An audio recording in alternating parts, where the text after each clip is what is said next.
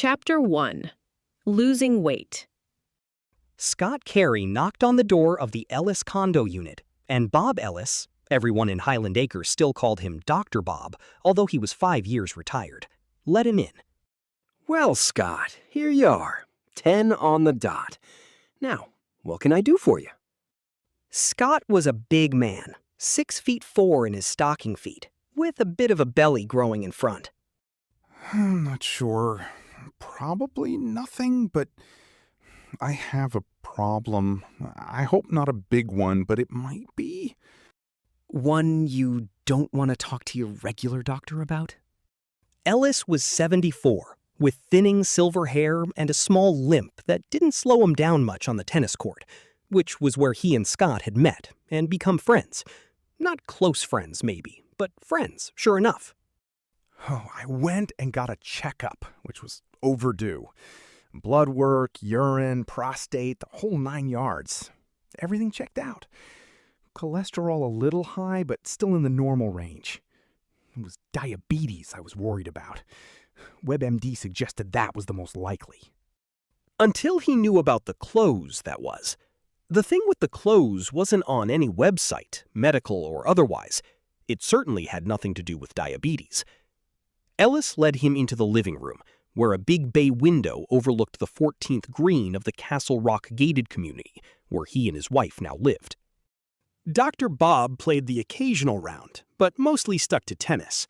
It was Ellis's wife who enjoyed golf, and Scott suspected that was the reason they were living here, when they weren't spending winters in a similar sports-oriented development in Florida. If you're looking for Myra, she's at her Methodist women's group. I think that's right, although it might be one of her town committees. Tomorrow, she's off to Portland for a meeting of the New England Mycological Society. That woman hops around like a hen on a hot griddle. Take off your coat, sit down, and tell me what's on your mind.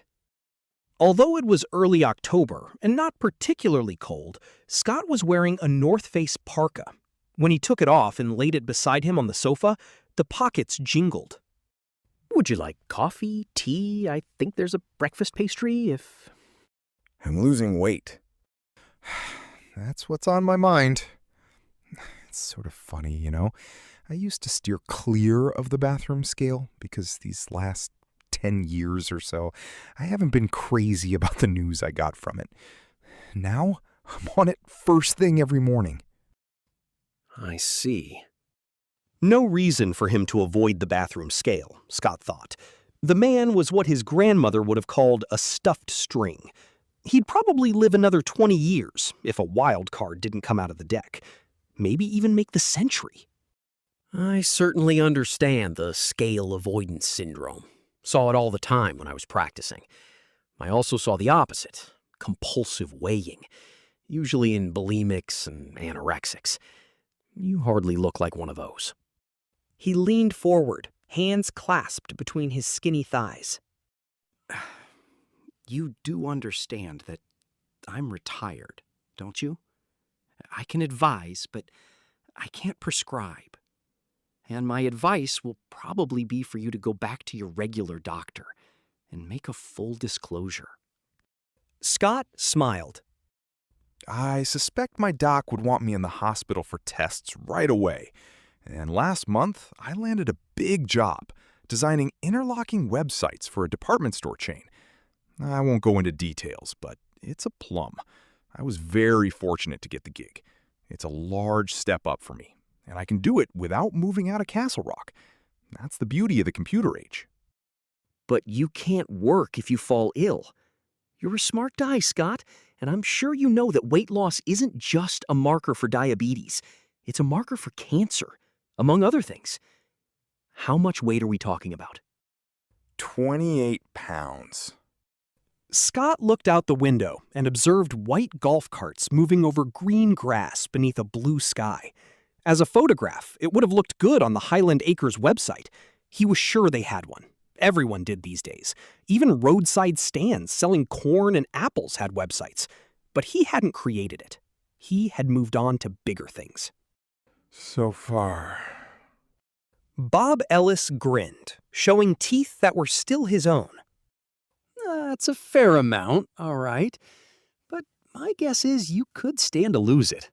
You move very well on the tennis court for a big man, and you put in your time on the machines in the health club. But carrying too many pounds puts a strain not just on the heart, but the whole kit and caboodle, as I'm sure you know. From WebMD. He rolled his eyes at this, and Scott smiled. What are you now? Guess. Bob laughed. What do you think this is? The county fair? I'm fresh out of Cupid dolls. You were in general practice for what, 35 years? 42. So don't be modest. You've weighed thousands of patients thousands of times. Scott stood up, a tall man with a big frame wearing jeans, a flannel shirt, and scuffed-up Georgia Giants. He looked more like a woodsman or a horse wrangler than a web designer. Guess my weight. We'll get to my fate later. Dr. Bob cast the eye of a professional up and down Scott Carey's 76 inches, more like 78 in the boots. He paid particular attention to the curve of belly over the belt and the long thigh muscles built up by leg presses and hack squats on machines Dr. Bob now avoided. Unbutton your shirt and hold it open. Scott did this, revealing a gray tee with University of Maine Athletic Department on the front. Bob saw a broad chest, muscular, but developing those adipose deposits wise-ass kids liked to call man-tits. I'm gonna say 235, maybe 240, which means you must have been up around 270 before you started to lose. I must say, you carried it well on the tennis court. That much I wouldn't have guessed. Scott remembered how happy he had been when he'd finally mustered the courage to get on the scale earlier this month. Delighted, actually. The steady rate of the weight loss since then was worrisome, yes, but only a little. It was the clothes thing that had changed worry to fright. You didn't need WebMD to tell you that the clothes thing was more than strange. It was fucking outre. Outside, a golf cart trundled past. In it were two middle-aged men, one in pink pants, one in green, both overweight. Scott thought they would have done themselves some good by ditching the cart and walking their round instead. Scott, are you there, or did I lose you? I'm here. The last time we played tennis, I did go 240. I know, because that was when I finally got on the scale. I decided the time had come to drop a few pounds. I was starting to get all out of breath by the third set. But as of this morning, I weigh 212. He sat down again next to his parka, which gave another jingle. Bob eyed him carefully. You don't look like 212 to me, Scott. Pardon me for saying, but you look quite a bit heavier than that. But healthy? Yes. Not sick. No, not to look at you anyway, but... Have you got a scale? I bet you do. Let's check it out. Dr. Bob considered him for a moment, wondering if Scott's actual problem might be in the gray matter above his eyebrows. In his experience, it was mostly women who tended to be neurotic about their weight, but it happened with men too. All right, let's do that. Follow me. Bob led him into a study stocked with bookshelves. There was a framed anatomy chart on one wall and a line of diplomas on another. Scott was staring at the paperweight between Ellis's computer and his printer. Bob followed his gaze and laughed. He picked the skull up off the desk and tossed it to Scott. Plastic rather than bone, so don't worry about dropping it. A gift from my eldest grandson. He's 13, which I think of as the age of tasteless gifts. Step over here, and let's see what we've got. In the corner was a gantry-like scale, upon which two weights, one big and one little, could be moved until the steel beam balanced. Ellis gave it a pat. The only things I kept when I closed my office downtown were the anatomy chart on the wall, and this. It's a Sika, the finest medical scale ever made. A gift from my wife many years ago. And believe me when I say no one ever accused her of being tasteless. We're cheap.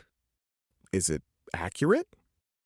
Let's just say if I weighed a 25-pound bag of flour on it and the scale said it weighed 24, I'd go back to Hannaford's and demand a refund. You should take off your boots if you want something close to a true weight. And why did you bring your coat? You'll see. Scott didn't take off his boots, but put the parka on instead, to the tune of more jingling from the pockets. Now, not just fully dressed, but dressed for the outside on a day much colder than this one, he stepped on the scale. Let her rip. In order to allow for the boots and the coat, Bob ran the counterweight all the way to 250, then worked backward, first sliding the weight, then nudging it along. The needle of the balance bar remained grounded at 240 and 230 and 220, which Dr. Bob would have thought impossible. Never mind the coat and boots, Scott Carey simply looked heavier than that.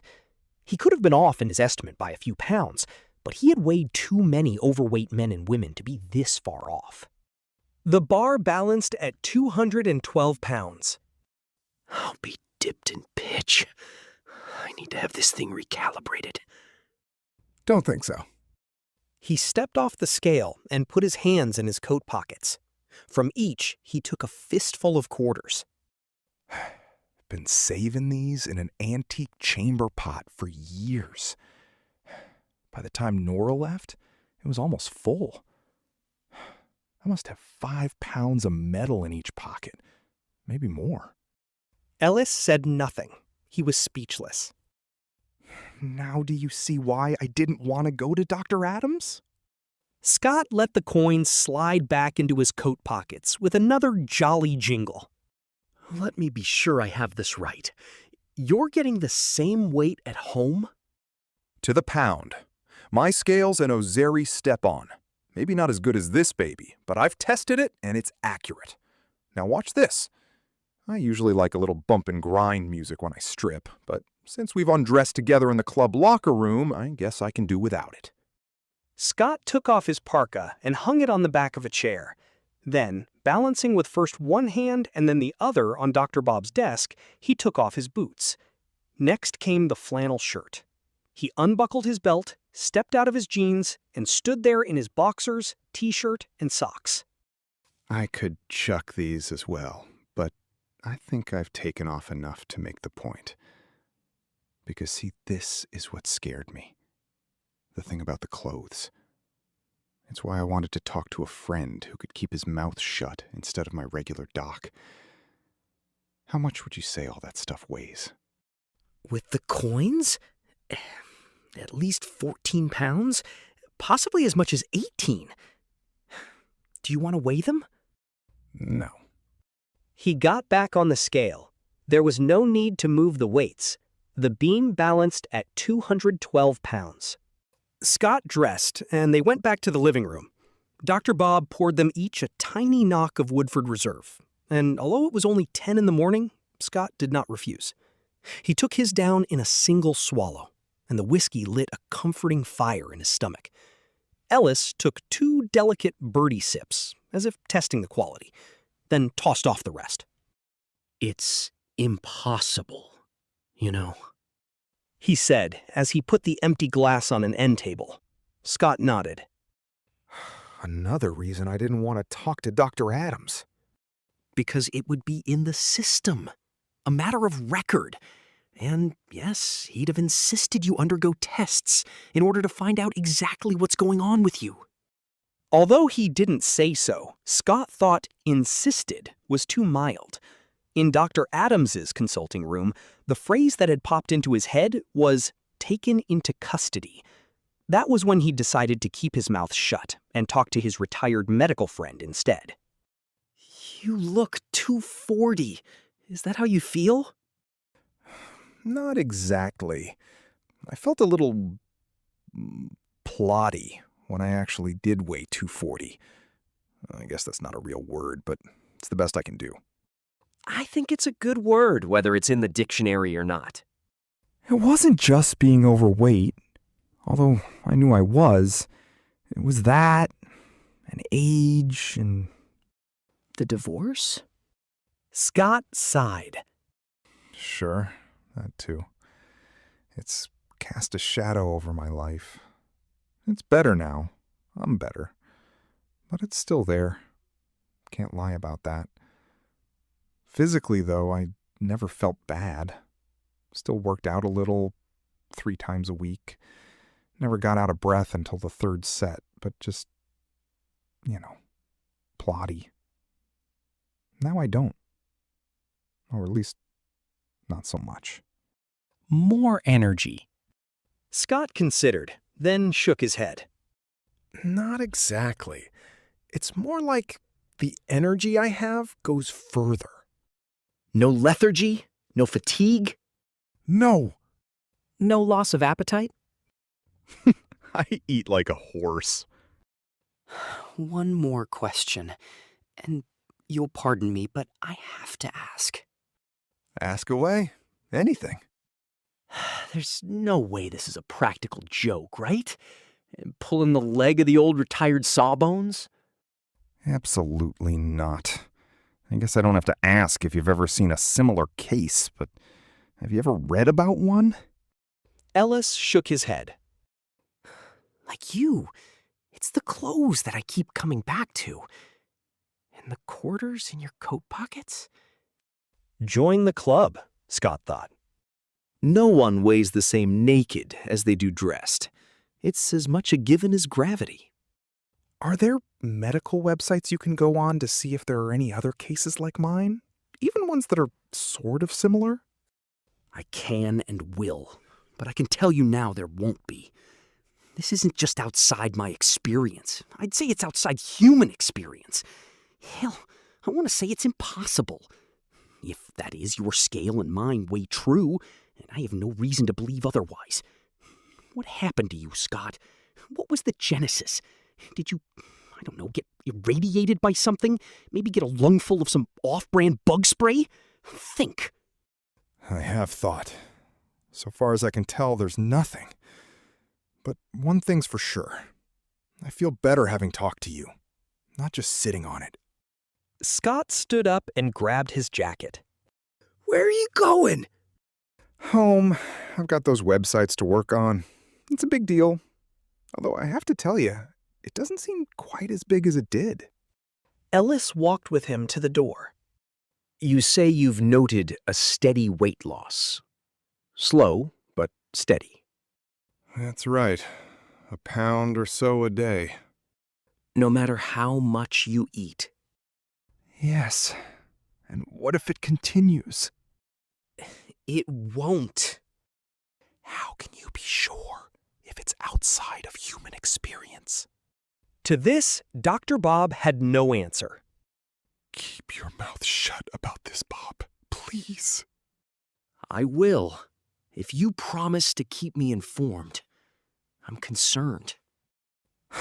That I can do. On the stoop, they stood side by side, looking at the day. It was a nice one. Foliage was nearing peak, and the hills were burning with color. Moving from the sublime to the ridiculous. How are you doing with the restaurant ladies up the street from you? Heard you were having some problems there. Scott didn't bother asking Ellis where he had heard this. Castle Rock was a small town, and word got around. It got around faster, he supposed, when a retired doctor's wife was on all sorts of town and church committees.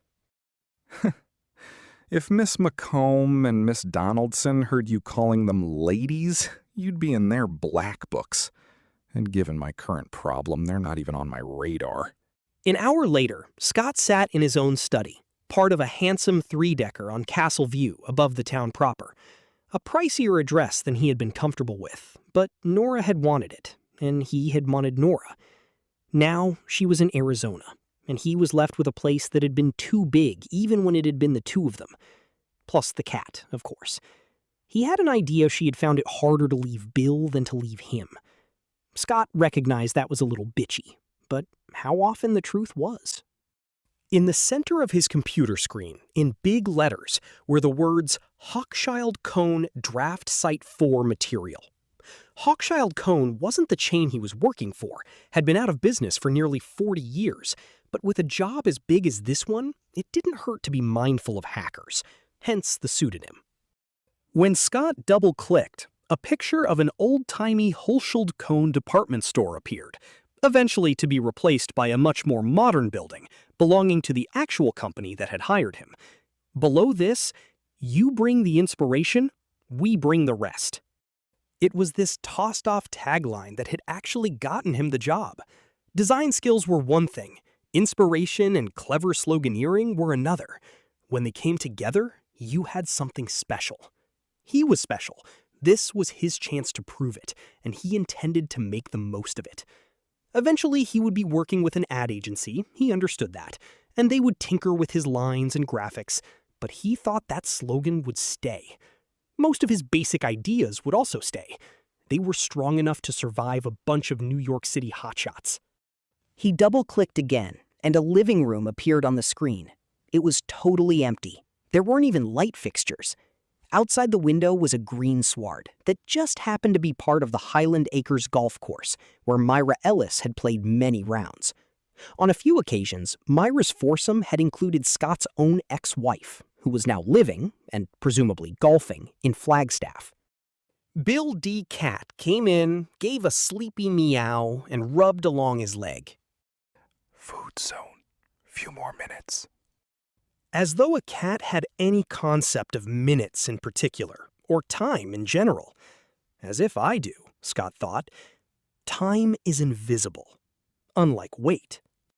But maybe that wasn't true. You could feel weight, yes, when you were carrying too much. It made you plotty. But wasn't it like time, basically just a human construct? Hands on a clock, numbers on a bathroom scale. Weren't they only ways of trying to measure invisible forces that had visible effects? A feeble effort to corral some greater reality beyond what mere humans thought of as reality? Let it go. You'll drive yourself bug shit. Bill gave another meow, and Scott returned his attention to the computer screen. Above the barren living room was a search field containing the words, "Pick your style."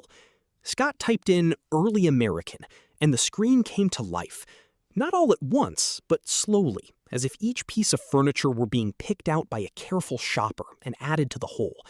Chairs, a sofa, pink walls that were stenciled rather than papered, a Seth Thomas clock, a Goodwife rag rug on the floor, a fireplace with a small, cozy blaze within.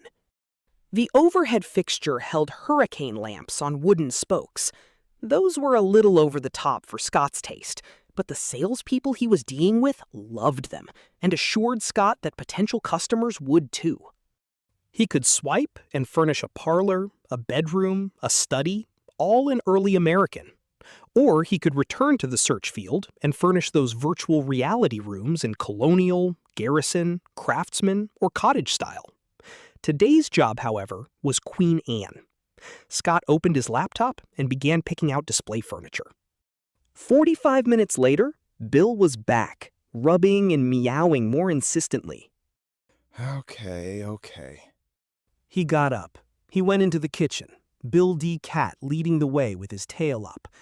There was a feline spring in Bill's step, and Scott was damned if he didn't feel pretty springy himself. He dumped Friskies into Bill's bowl, and while the cat chowed down, he went out on the front porch for a breath of fresh air before going back to Selby wing chairs, Winfrey settees, Howe's highboys, all with the famous Queen Anne legs. He thought it was the kind of furniture you saw in funeral parlors. Heavy shit trying to seem light. But different strokes for different folks.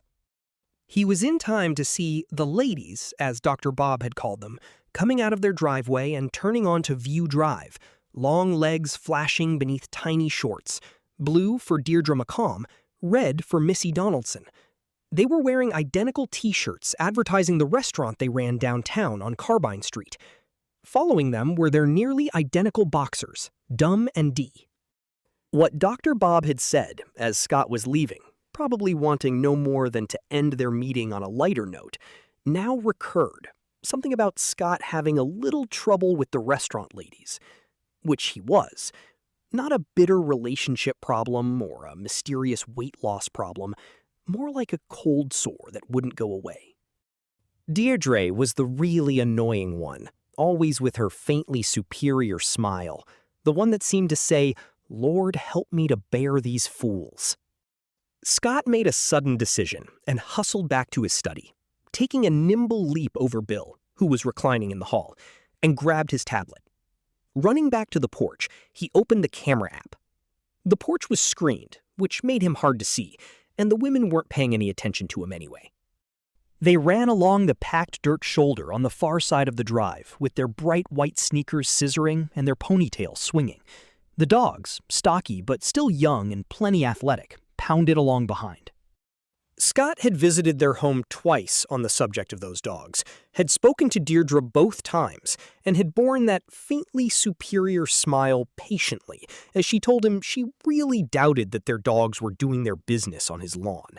Their backyard was fenced, she said, and in the hour or so each day when they were out, Dee and Dum always accompany Missy and me on our daily runs, they were very well behaved.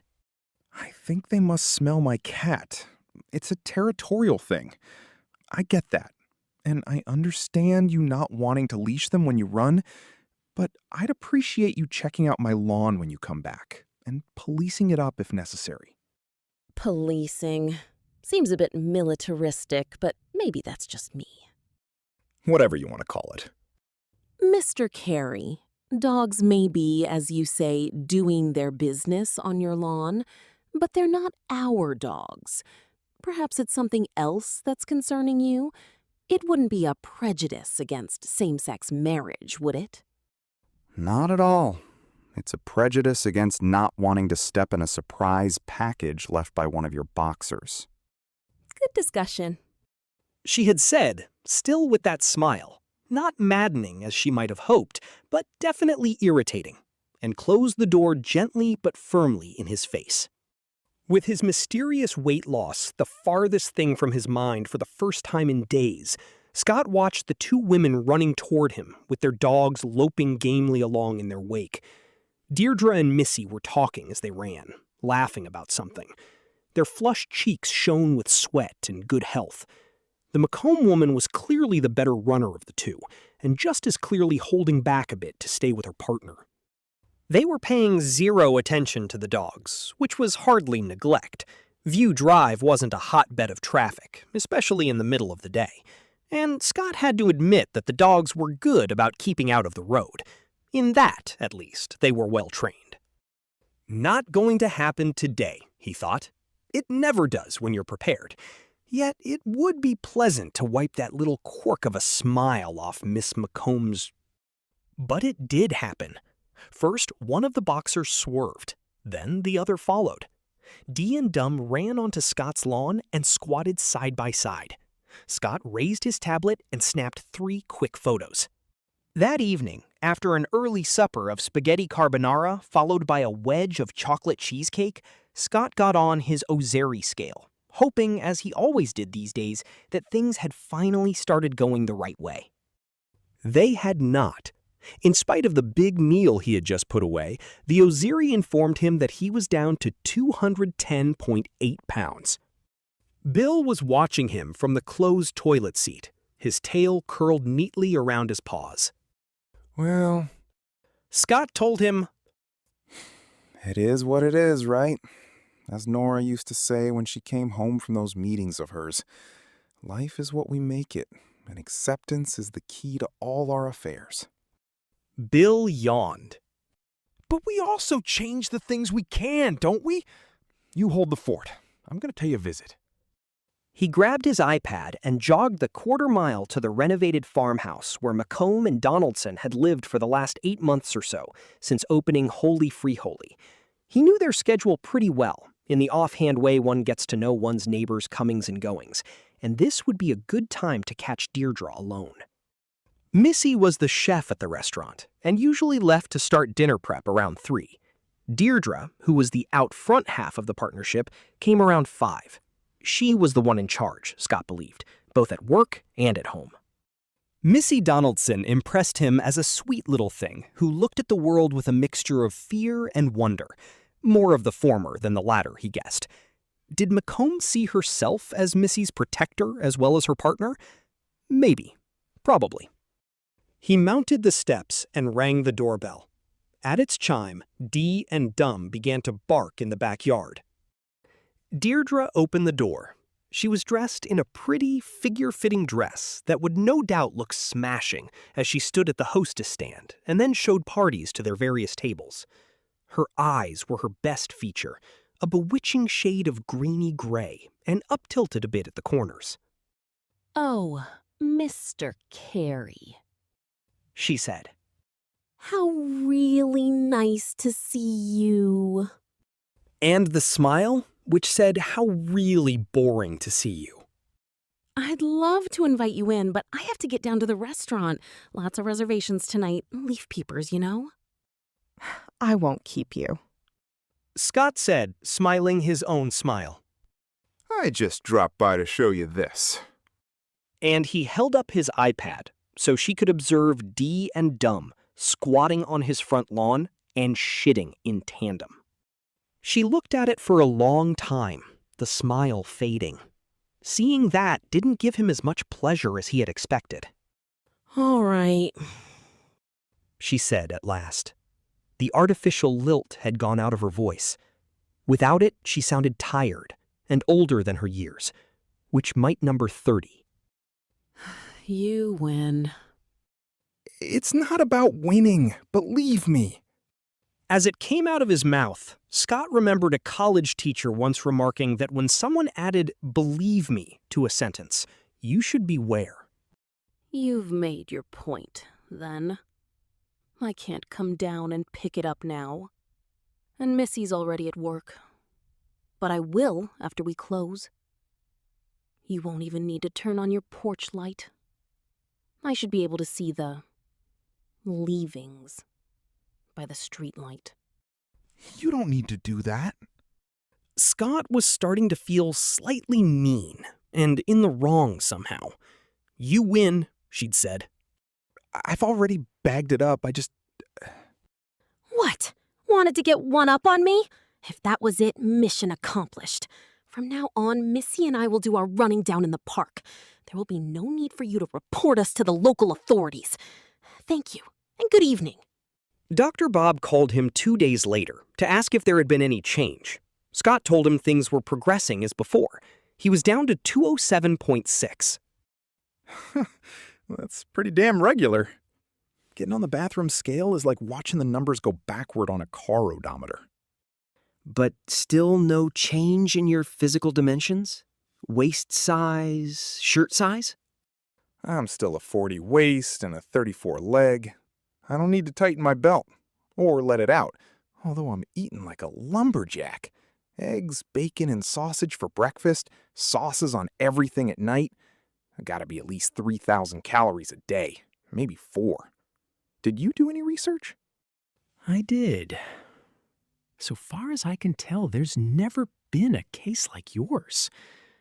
There are plenty of clinical reports about people whose metabolisms are in overdrive, people who eat, as you say, like lumberjacks and still stay thin. But no cases of people who weigh the same, naked and dressed? Oh, but it's so much more. He was smiling again.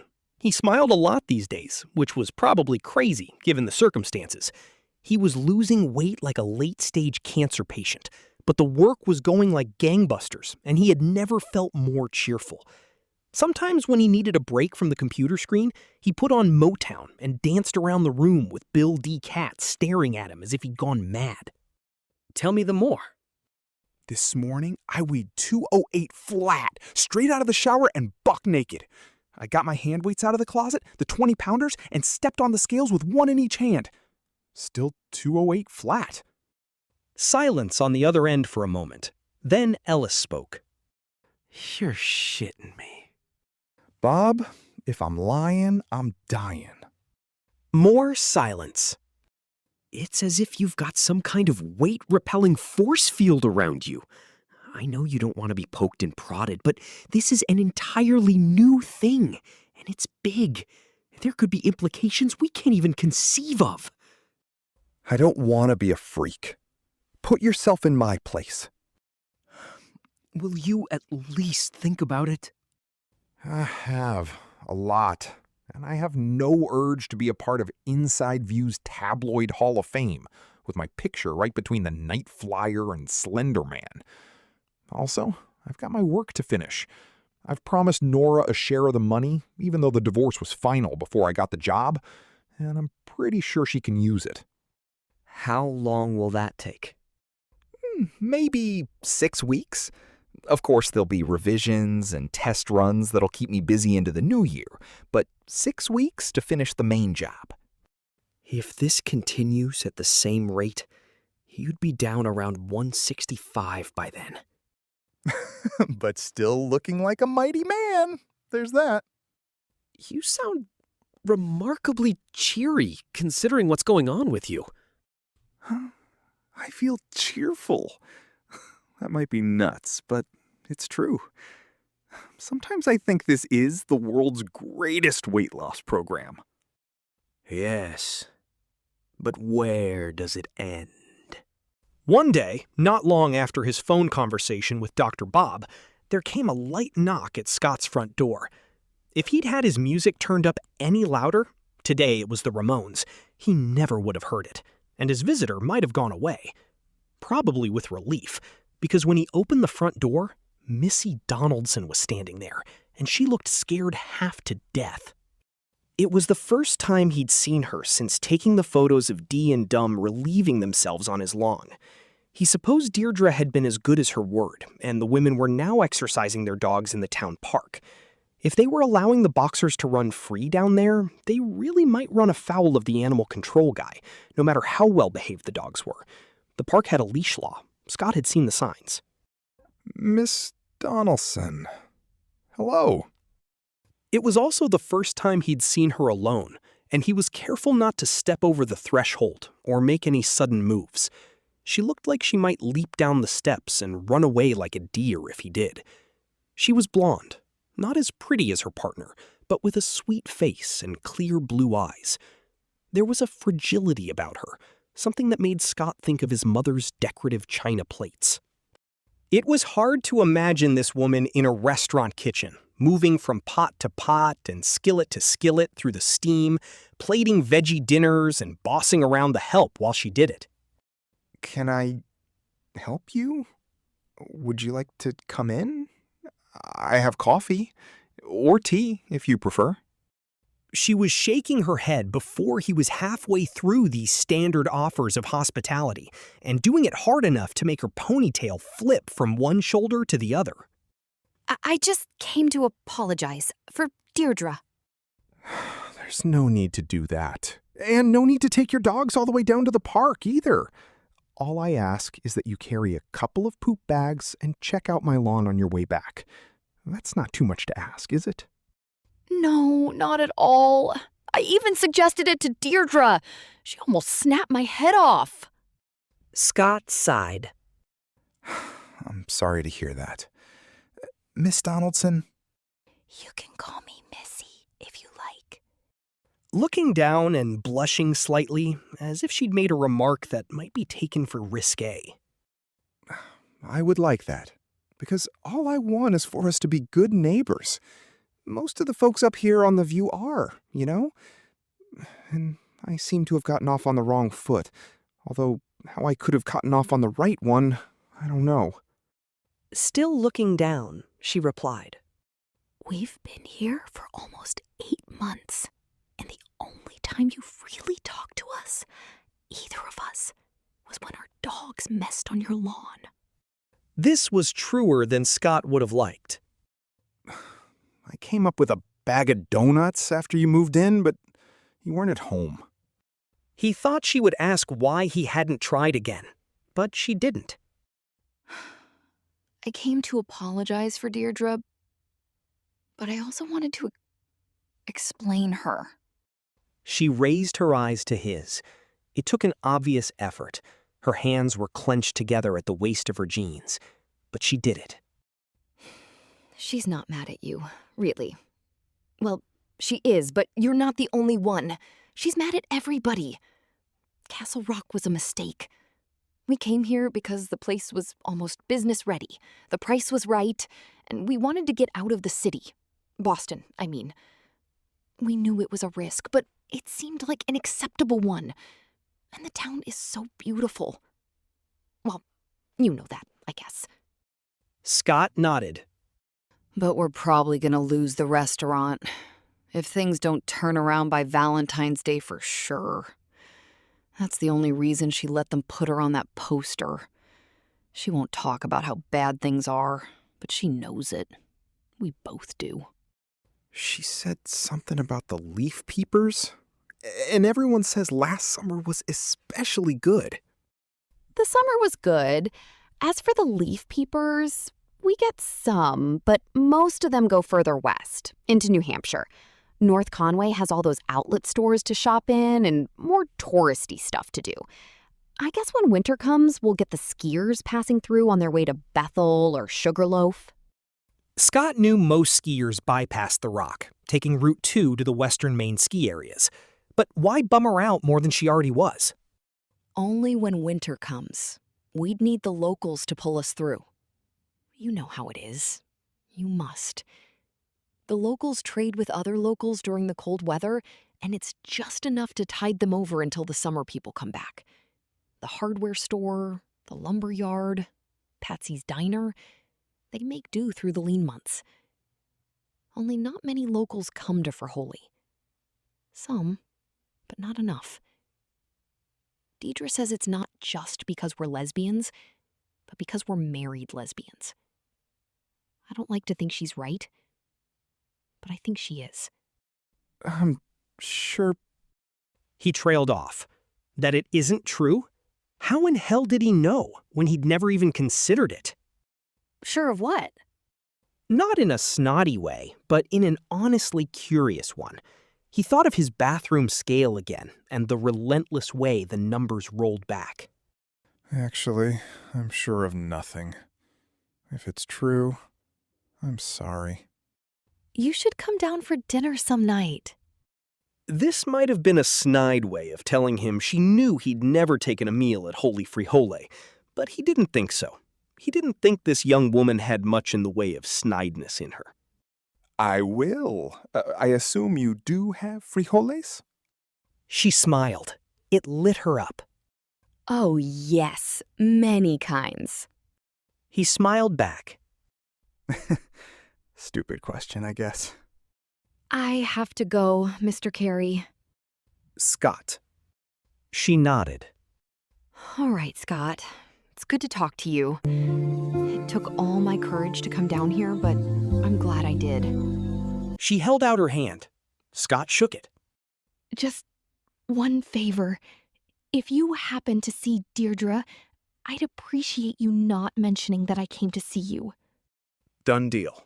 The day after Missy Donaldson's visit, while he was sitting at the counter in Patsy's diner and finishing his lunch, Scott heard someone behind him at one of the tables say something about that crack snackin' restaurant.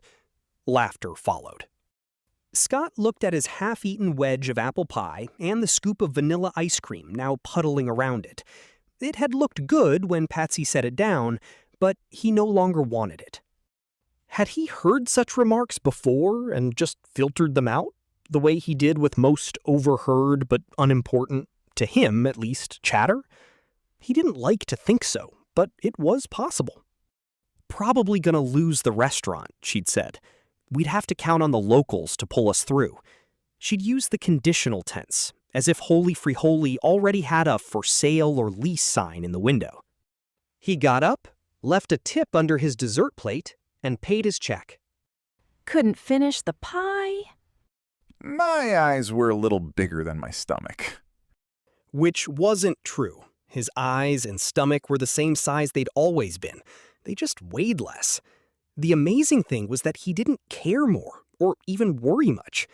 Unprecedented it might be, but sometimes his steady weight loss slipped his mind completely. It had when he'd been waiting to snap photos of Dee and Dum squatting on his lawn. And it did now. What was on his mind at this moment was that crack about crack snackers. 4 guys were sitting at the table the remark had come from, beefy fellows in work clothes. A row of hard hats sat in a line on the windowsill. The men were wearing orange vests with CRPW stenciled on them. Castle Rock Public Works. Scott walked past them to the door, opened it, then changed his mind, and went to the table where the road crew sat. He recognized two of the men, had played poker with one of them, Ronnie Briggs. Townies, like him. Neighbors. You know what? That was a shitty thing to say. Ronnie looked up, puzzled, then recognized Scott and grinned. Hey, Scotty, how you doing? Scott ignored him. Those women live just up the road from me. They're okay. Well, Missy was. About Macomb, he wasn't so sure. One of the other men crossed his arms over his broad chest and stared at Scott. Were you in this conversation? No, but Right. So butt out. I had to listen to it. Patsy's was small, but always crammed at lunchtime and filled with chatter. Now, the talk and the busy gnash of forks on plates stopped. Heads turned. Patsy stood beside the cash register, alert for trouble. Once again, buddy, butt out. What we talk about is none of your business. Ronnie got up in a hurry. Hey, Scotty, why don't I walk out with you? No need. I don't need an escort. But I have to say something first.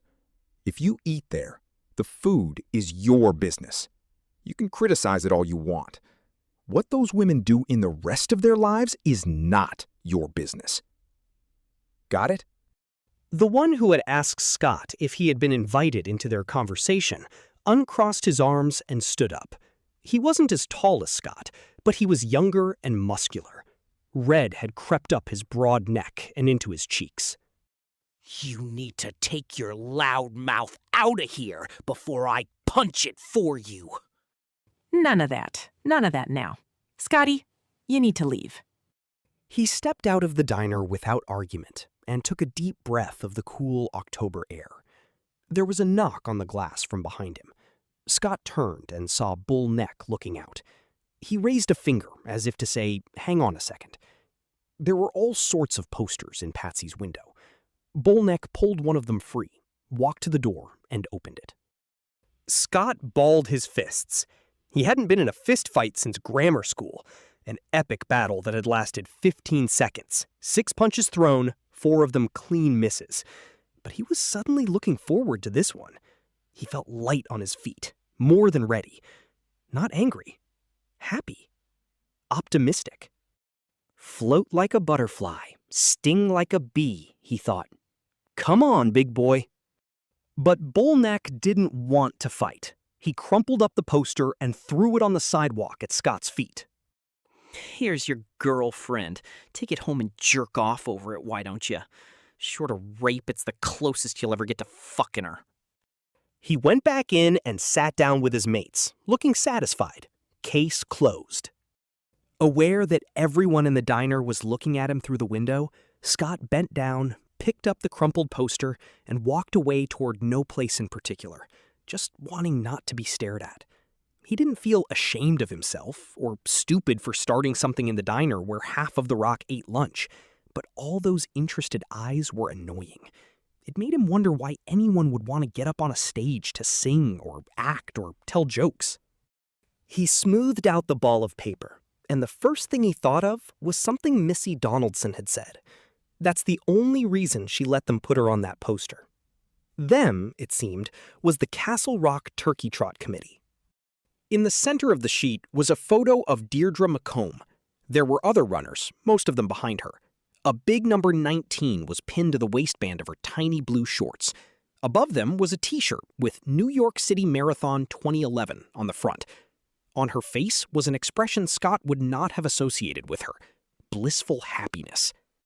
The caption read, Deirdre Macomb, co-owner of Holy Freehole, Castle Rock's newest fine dining experience, nears the finish line of the New York City Marathon, where she finished 4th in the women's division. She's announced that she will run in this year's Castle Rock 12K, the Turkey Trot. How about you?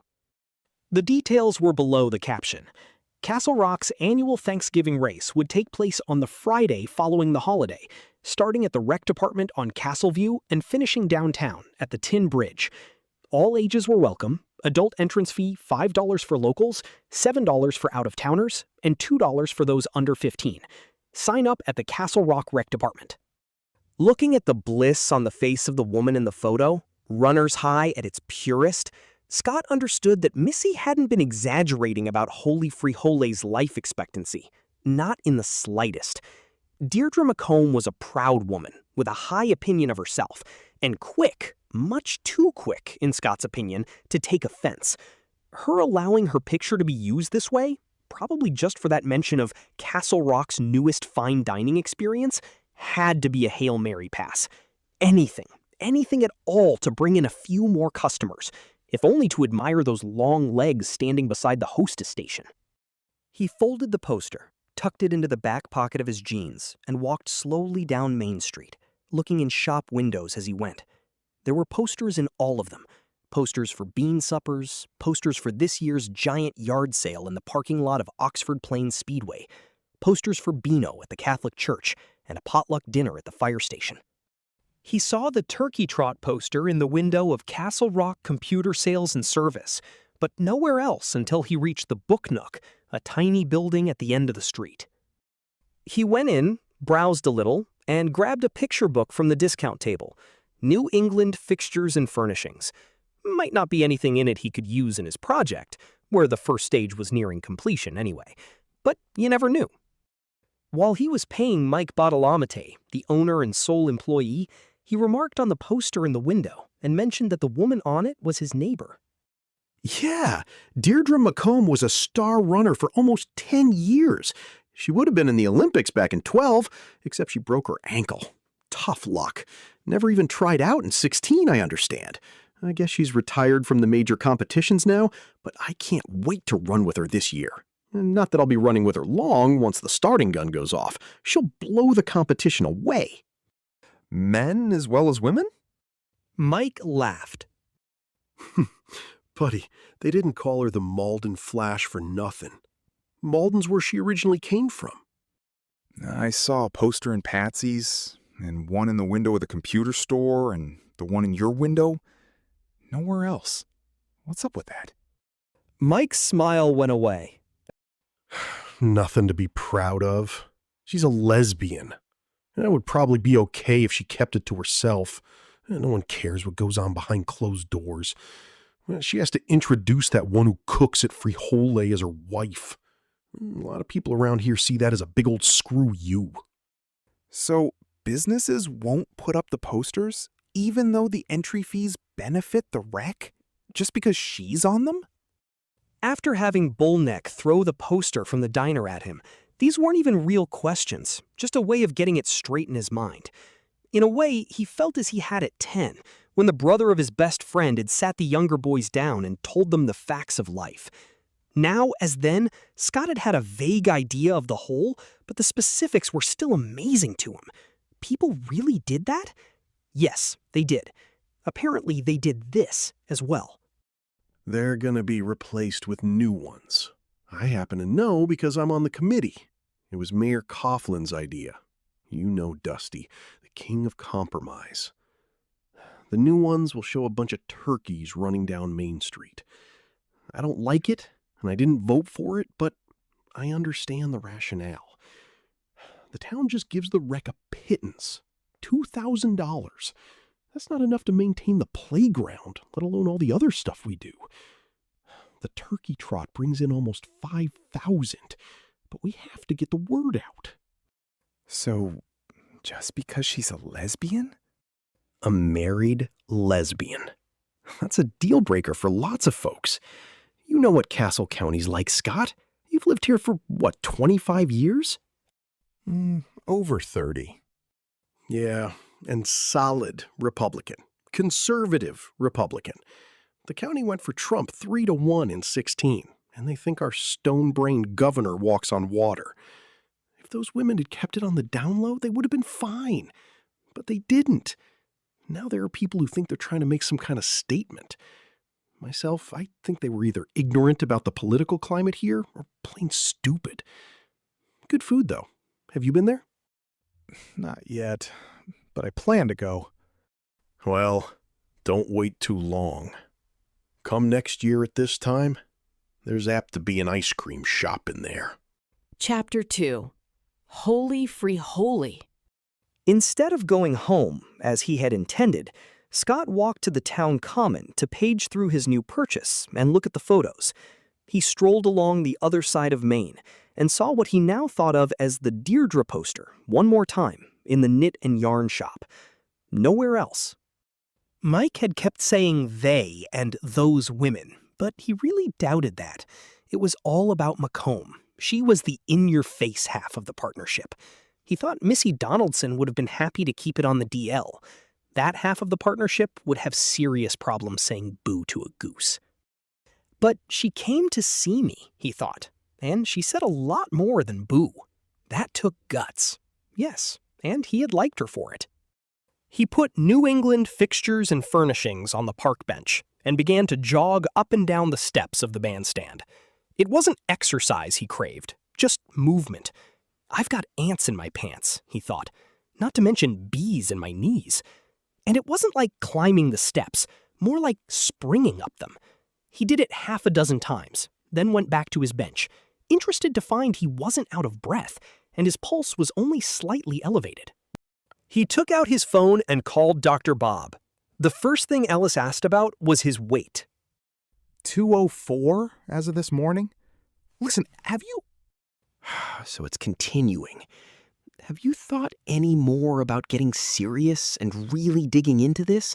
Because a loss of 40 pounds, give or take, is serious. I still have contacts at Mass General, and I don't think a total soup-to-nuts exam would cost you a dime. In fact, they might pay you. Bob, I feel fine. Better than fine, actually. The reason I called was to ask if you've eaten at Holy Frihole yet. There was a pause while Ellis digested this change of subject. The one your lesbian neighbors run? No, not yet. You know what? There might be a little more to them than their sexual orientation. Just saying. Mellow out! I didn't mean to step on your corns. Okay. It's just there was an incident at lunch at Patsy's. What kind of incident? A little argument over them. Doesn't matter. Listen, Bob. How about a night out? Holy Frihole.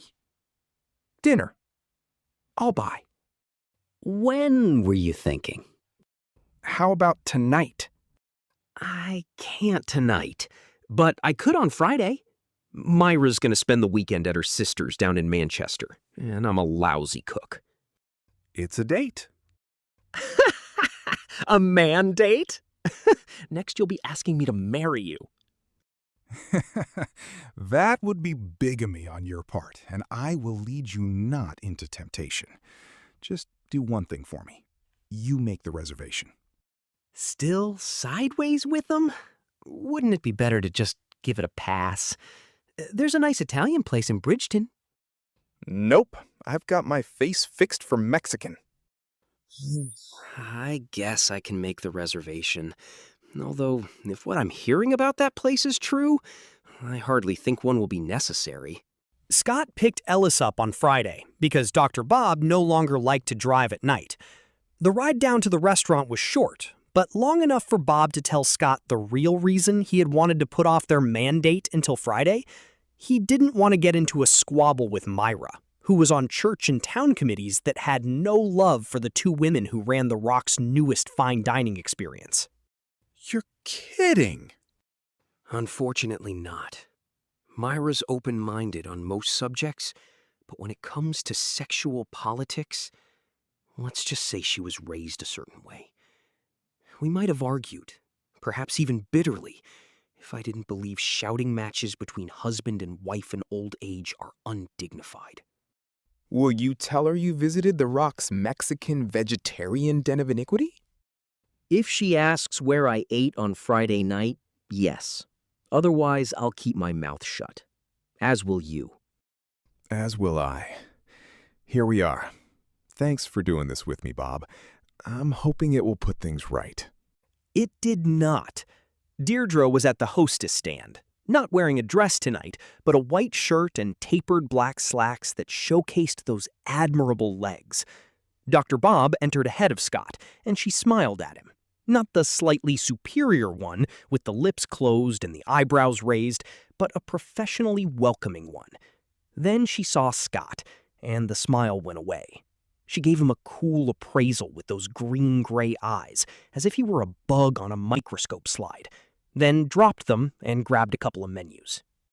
Let me show you to your table. As she led them to it, Scott admired the decor. It wasn't enough to say McComb and Donaldson had taken pains. This looked like a labor of love. Mexican music. He thought the type they called Tejano or Ranchera, played from the overhead speakers. The walls were soft yellow, and the plaster had been roughed up to look like adobe. The sconces were green glass cacti. Large wall hangings featured a sun, a moon, 2 dancing monkeys, and a frog with golden eyes. The room was twice the size of Patsy's diner, but he saw only 5 couples and a single party of 4. Here you are. I hope you enjoy your meal. I'm sure we will. It's good to be here. I'm sort of hoping we can start over, Miss McComb. Do you think that would be possible? She looked at him calmly, but without warmth. Gina will be right with you, and she'll tell you the specials. With that, she was gone. Dr. Bob seated himself and shook out his napkin. Warm packs, gently applied to the cheeks and brow. Beg your pardon? Treatment for frostbite? I believe you just took a cold blast. Directly to the face. Before Scott could reply, a waitress appeared. The only waitress, it seemed. Like Deirdre McComb, she was dressed in black pants and a white shirt. Welcome to Holy Frajole. Could I bring you gentlemen anything to drink? Scott asked for a Coke. Ellis opted for a glass of the house wine, then put on his specs for a better look at the young woman. You're Gina Ruckelshaus, aren't you? You must be. Your mother was my PA when I still had my office downtown back in the Jurassic era. You bear a strong resemblance to her. She smiled. I'm Gina Beckett now, but that's right. Very good to see you, Gina. Give my regards to your mom. I will. She's at Dartmouth Hitchcock now, over on the dark side. I'll be right back to tell you about the specials. When she returned, she brought appetizers with their drinks, setting the plates down almost reverently. The smell was to die for. What do we got here? Freshly fried green plantain chips and a salsa of garlic, cilantro, lime, and a little green chili. Compliments of the chef. She says it's more Cuban than Mexican, but she hopes that won't keep you from enjoying it. When Gina left, Dr. Bob leaned forward, smiling. Seems you've had some success with the one in the kitchen, at least. Maybe you're the favored one. Gina could have whispered in Missy's ear that her mother used to labor in your medical sweatshop. Although Scott knew better, or thought he did, Dr. Bob waggled his shaggy white eyebrows. Missy, huh? On a first-name basis with her, are we? Come on, Doc. Quit it. I will, if you promise not to call me Doc. I hate it. It makes me think of Milburn Stone. Who's that? Google it when you get home, my child. They ate, and they ate well. The food was meatless, but terrific. Enchiladas with frijoles and tortillas that had obviously not come from a supermarket package.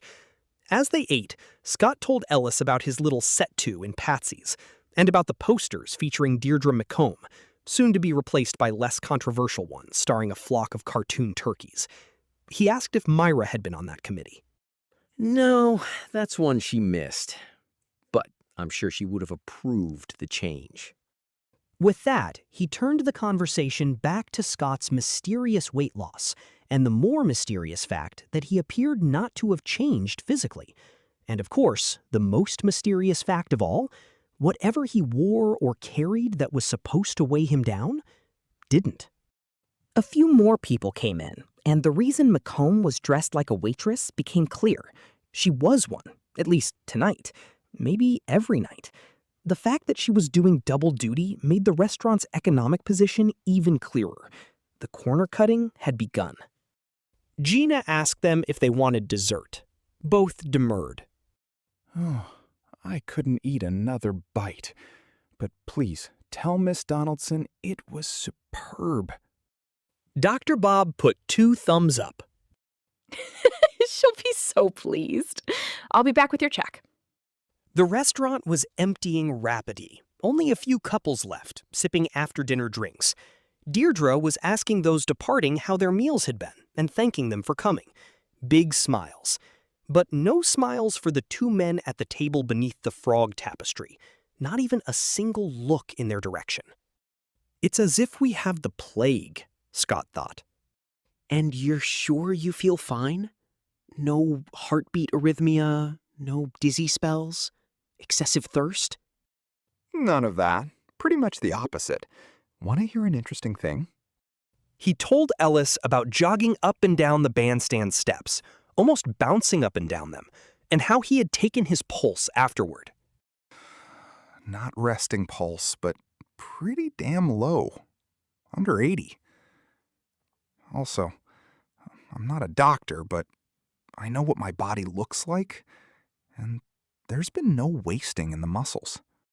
Not yet, anyway. I don't think there's going to be. I think mass stays the same, even though the weight that should go with mass is somehow disappearing. The idea is insane, Scott. Couldn't agree more. But there it is. The power gravity has over me has definitely been lessened. And who couldn't be cheerful about that? Before Dr. Bob could reply, Gina came back with the slip for Scott to sign. He did so, adding a generous tip, and told her again how good everything had been. That's wonderful. Please come again. And tell your friends. She bent forward and lowered her voice. We really need the business. Deirdre Macomb wasn't at the hostess stand when they went out. She was standing on the sidewalk at the foot of the steps and gazing toward the stoplight at the tin bridge. She turned to Ellis and gave him a smile. I wonder if I could have a word with Mr. Carey in private. It won't take a minute. Of course.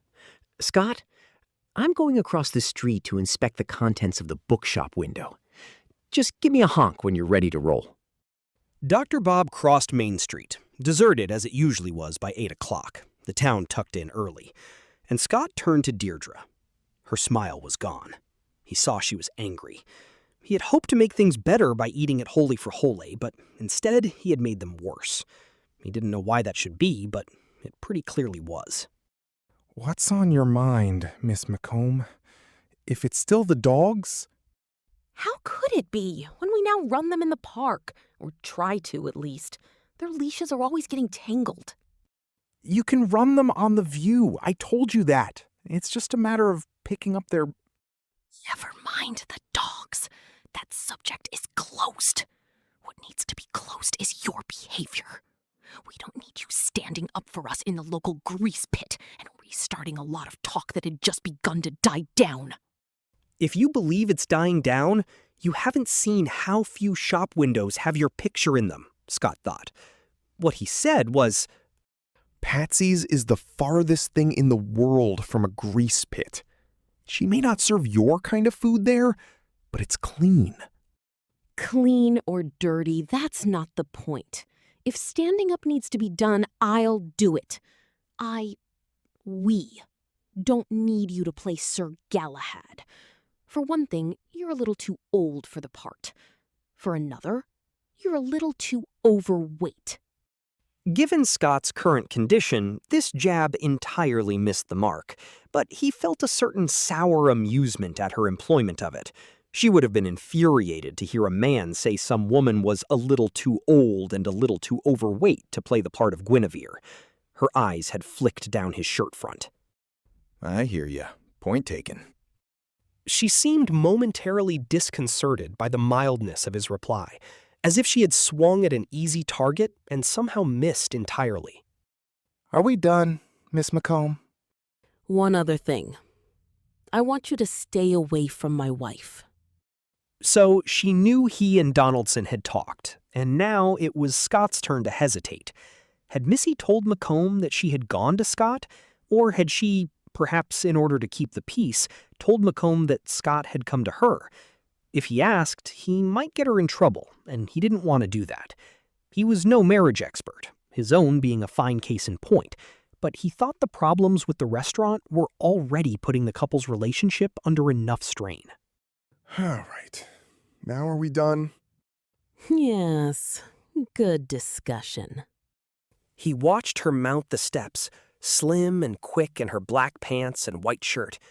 He could see her running up and down the bandstand steps, much faster than he could manage, even after dropping 40 pounds, and as light on her feet as a ballerina. What was it Mike Badalamenti had said?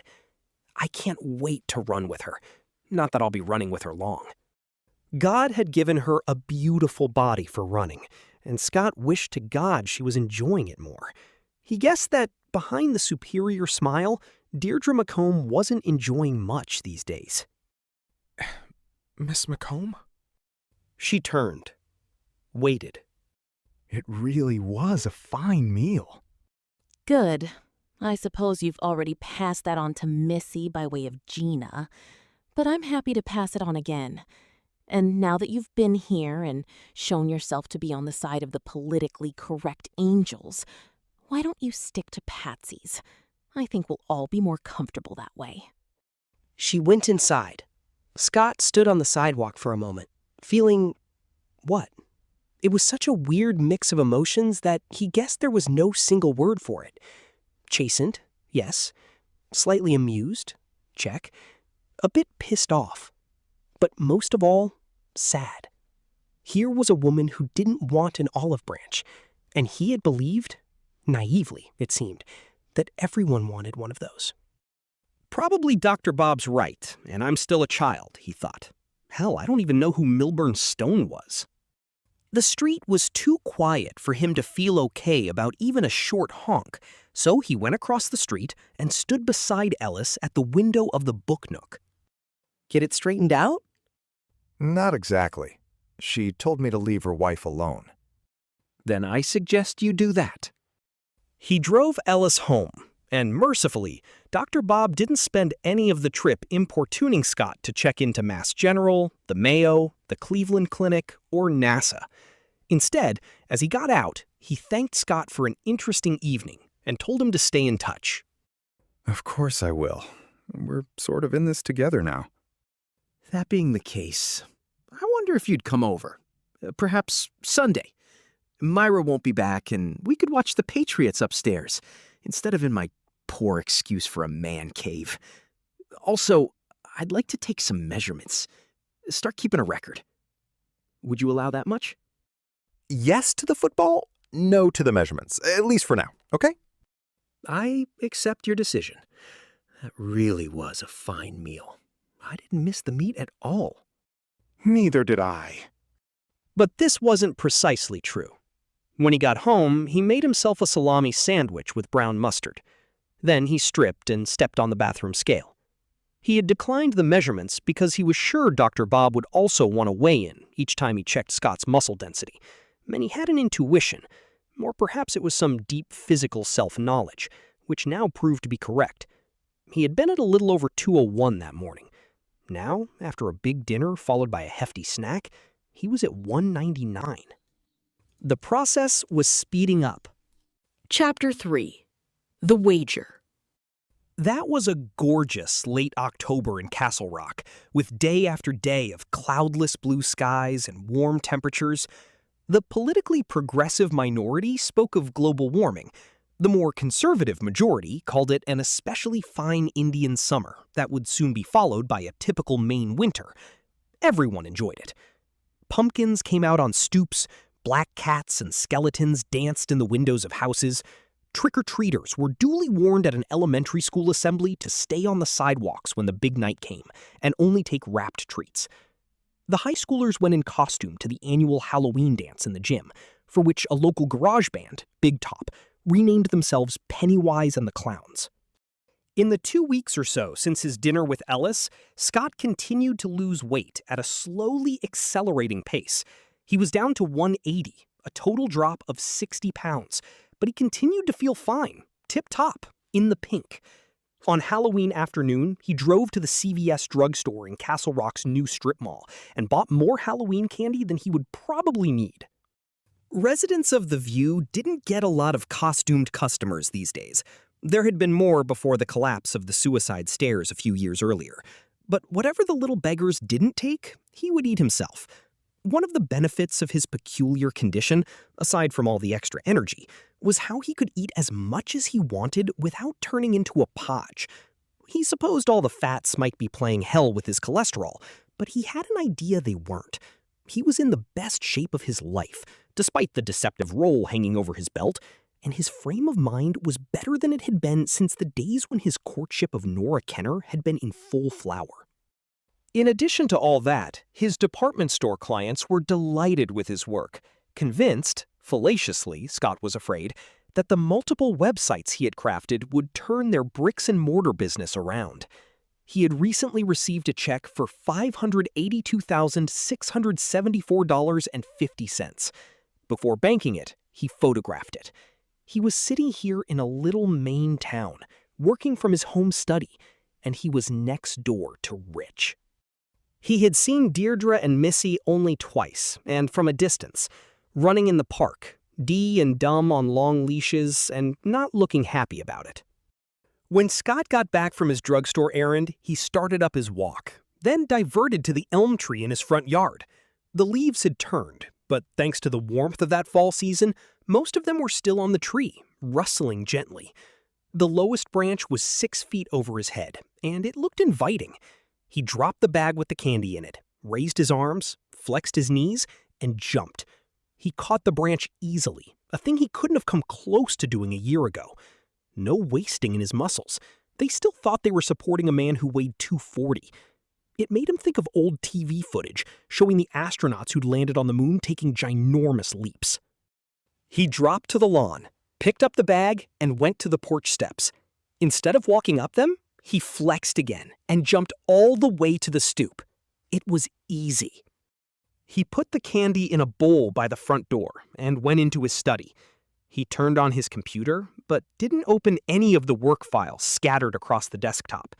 He opened the calendar function instead and called up the following year. The date numbers were in black, except for holidays and appointments. Those were in red.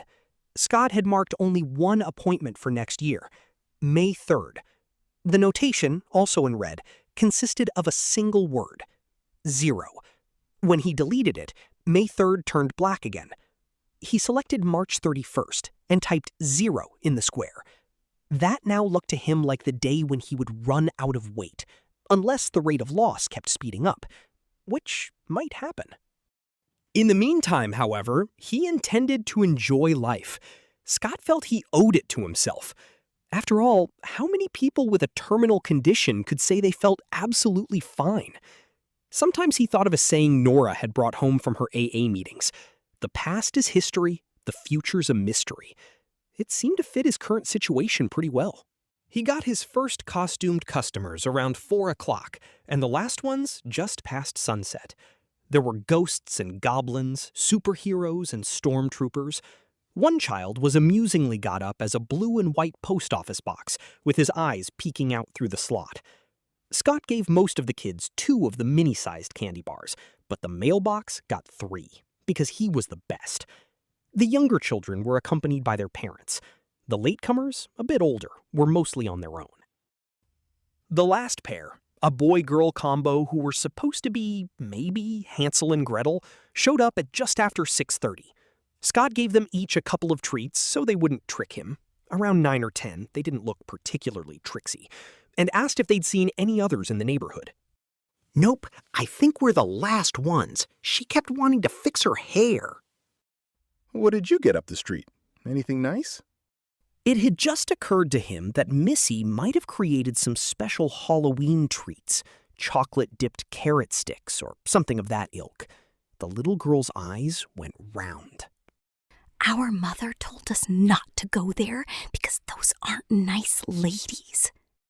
They're lesbians! Daddy said so! Lesbians. I see. You kids get home safe now. Stay on the sidewalks. They went on their way, toting their sacks of sugary treats. Scott closed his door and looked into the candy bowl. It was still half full. He thought he'd gotten 16 or maybe 18 customers. He wondered how many McComb and Donaldson had gotten. He wondered if they had gotten any. He went into the living room, turned on the news, saw video of kids trick-or-treating in Portland, and then turned it off again. Not nice ladies, he thought. Lesbians. Daddy said so. An idea came to him then, the way his coolest ideas sometimes did, almost completely formed, needing nothing but a few tweaks and a little polish. Cool ideas weren't necessarily good ideas, of course, but he intended to follow up on this one and find out. Treat yourself. Treat yourself before you dry up and disappear. Why not? Just why the fuck not?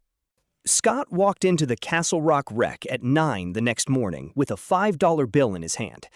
Sitting at the Turkey Trot 12K sign-up table were Mike Bottalante and Ronnie Briggs, the public works guy Scott had last seen in Patsy's. Behind them, in the gymnasium, a morning league was playing pickup basketball, shirts versus skins. Hey, Scotty! How are you doing, my man? Fine. You? Pert. Just as pert as ever I could be, although they cut my hours at the PW. Haven't seen you at Thursday Night Poker lately. Been working pretty hard, Ronnie. Big project. Well, you know what? About that thing in Patsy's? Man, I'm sorry about that. Trevor he's got a big mouth. Nobody likes to shut him up when he goes on one of his rants. Have to get a bust nose for your trouble if you try it. That's all right. Water under the bridge. Hey, Mike, can I sign up for the race? You bet. The more the merrier. You can keep me company at the back of the pack, along with the kids, the old, and the out of shape. We've even got a blind guy this year. Gonna run with his service dog, he says. Ronnie leaned over the table and patted Scott's front porch. And don't worry about this, Scotty, my boy. They've got EMTs at each 3K mark and 2 at the finish line. If you vapor lock, they'll kickstart you. Good to know. Scott paid his $5 and signed a waiver stating the town of Castle Rock would not be held responsible for any accidents or medical problems he might incur during the 7.5-mile race. Ronnie scrawled a receipt. Mike gave him a map of the racecourse and a number placard. Just pull off the backing and stick it to your shirt before the race. Give your name to one of the starters so they can check you off, and you're good to go. The number he'd been assigned, Scott saw, was 371, and this was still over 3 weeks before the big race. You're off to a good start, especially if these are all adult entry fees. They're not, but most are. And if this is like last year, we'll end up having 800 or 900 running. They come from all over New England. God knows why, but our piddling little turkey trot has somehow become a big deal. My kids would say it's gone viral. Scenery. That's what brings them. Plus the hills, especially hunters. And of course, the winner gets to light the Christmas tree in the town square. The Rec has all the concessions along the route. As far as I'm concerned, that's the beauty part. We're talking a lot of hot dogs, popcorn, soda, and hot chocolate. No beer, though. They voted it down again this year, just like the casino. And the lesbians, Scott thought. The town voted down the lesbians, too, just not at the ballot box. The town motto seems to be, if you can't keep it on the down low, then out you must go. Is Deirdre McComb still planning to run? Oh, you bet. And she's got her old number, 19. We saved it for her special. Scott took Thanksgiving dinner with Bob and Myra Ellis, plus 2 of their 5 grown children, the ones who lived within driving distance.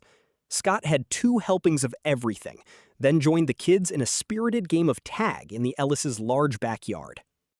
He'll have a heart attack running around after all that food. I don't think so. He's prepping for the big race tomorrow. If he tries anything more than just jogging in that 12K, he will have a heart attack. I swan, men in middle age lose all their sense. Scott went home tired and happy and looking forward to the turkey trot the next day. Before bed, he got on the scale and observed without much surprise that he was down to 141. He wasn't losing 2 pounds a day yet, not quite, but that would come. He turned on his computer and slid 0 day back to March 15th. He was afraid. It would have been foolish not to be, but he was also curious. And something else. Happy? Was that it? Yes, probably crazy, but definitely yes. Certainly he felt singled out somehow. Dr. Bob might think that was crazy, but Scott thought it was sane. Why feel bad about what you couldn't change? Why not embrace it? There had been a cold snap in the middle of November, one hard enough to frost the fields and lawns. But the Friday after Thanksgiving dawned overcast and warm for the season. Charlie Lopresti on Channel 13 was forecasting rain for later, perhaps heavy, but it hadn't put a dent in Castle Rock's big day, either among the spectators or the contestants. Scott put on his old running shorts and walked up to the rec building at 7:45, over an hour before the trot was scheduled to commence, and there was already a huge crowd there, most of them wearing zip-up hoodies, which would be discarded at various points along the route as bodies warmed. The majority were waiting to check in on the left, where signs read out-of-town runners. On the right, where the sign read Castle Rock residents, there was a short single file. Scott pulled the backing from his number and pasted it on his t-shirt, above the bulge of his bogus belly. Nearby, the high school band was tuning up. Patsy Denton of Patsy's Diner checked him in and directed him toward the far side of the building, where View Drive started and the race would begin. Being local, you could cheat up to the front, but it's generally considered bad form. You should find the other 300s and stick with them. Besides, you'll be running at the back with the kiddies soon enough. Ouch. She sighed. Truth hurts, doesn't it? All those bacon burgers and cheese omelets have a way of coming back to haunt a fella. Bear it in mind if you start to feel your chest tightening up. As Scott walked over to join the growing crowd of the locals who had checked in early, he studied the little map. The course was a rough loop. Downview Drive to Route 117 was the first 3 kilometers. The Bowie Stream-covered bridge was the halfway point. Then along Route 119, which became Bannerman Road once it crossed the municipal town line. The 10th kilometer included Hunter's Hill, sometimes known as Runner's Heartbreak. It was so steep the kids often went tobogganing there on snow days, picking up fearsome speed, but kept safe by the plowed banks. The last 2 kilometers were along Castle Rock's Main Street, which would be lined with cheering spectators, not to mention camera crews from all 3 of the Portland TV stations. Everyone was milling in groups, talking and laughing, drinking hot coffee or cocoa. Everyone, that was, except for Deirdre McComb, looking impossibly tall and beautiful in her blue shorts and a pair of snow-white Adidas sneaks. She had placed her number, 19, off-center, high on the left side of her bright red t-shirt, in order to leave most of the shirt's front visible. On it was an empanada and Holy Free Holy 142 Main Street. Advertising the restaurant made sense, but only if she thought it would do any good. Scott had an idea she might be beyond that now. Surely she knew that her posters had been replaced by less controversial ones. Unlike the fellow who would be running with his guide dog, she wasn't blind. That she hadn't just said fuck it and dropped out didn't surprise him. He had a pretty good idea of why she was hanging in there. She wanted to spick it to them. Of course she does, he thought. She wants to beat them all. The men, the women, the kids, and the blind man with his German shepherd. She wants the whole town to watch a lesbian, and a married lesbian at that, throw the switch on their Christmas tree. He thought she knew the restaurant was toast, and maybe she was glad. Maybe she couldn't wait to get the hell out of the Rock. But yes, she wanted to stick it to them before she and her wife went and leave them with that memory. She wouldn't even have to make a speech, just smile that superior smile. The one that said, "In your eye, you provincial self-righteous assholes." Good discussion.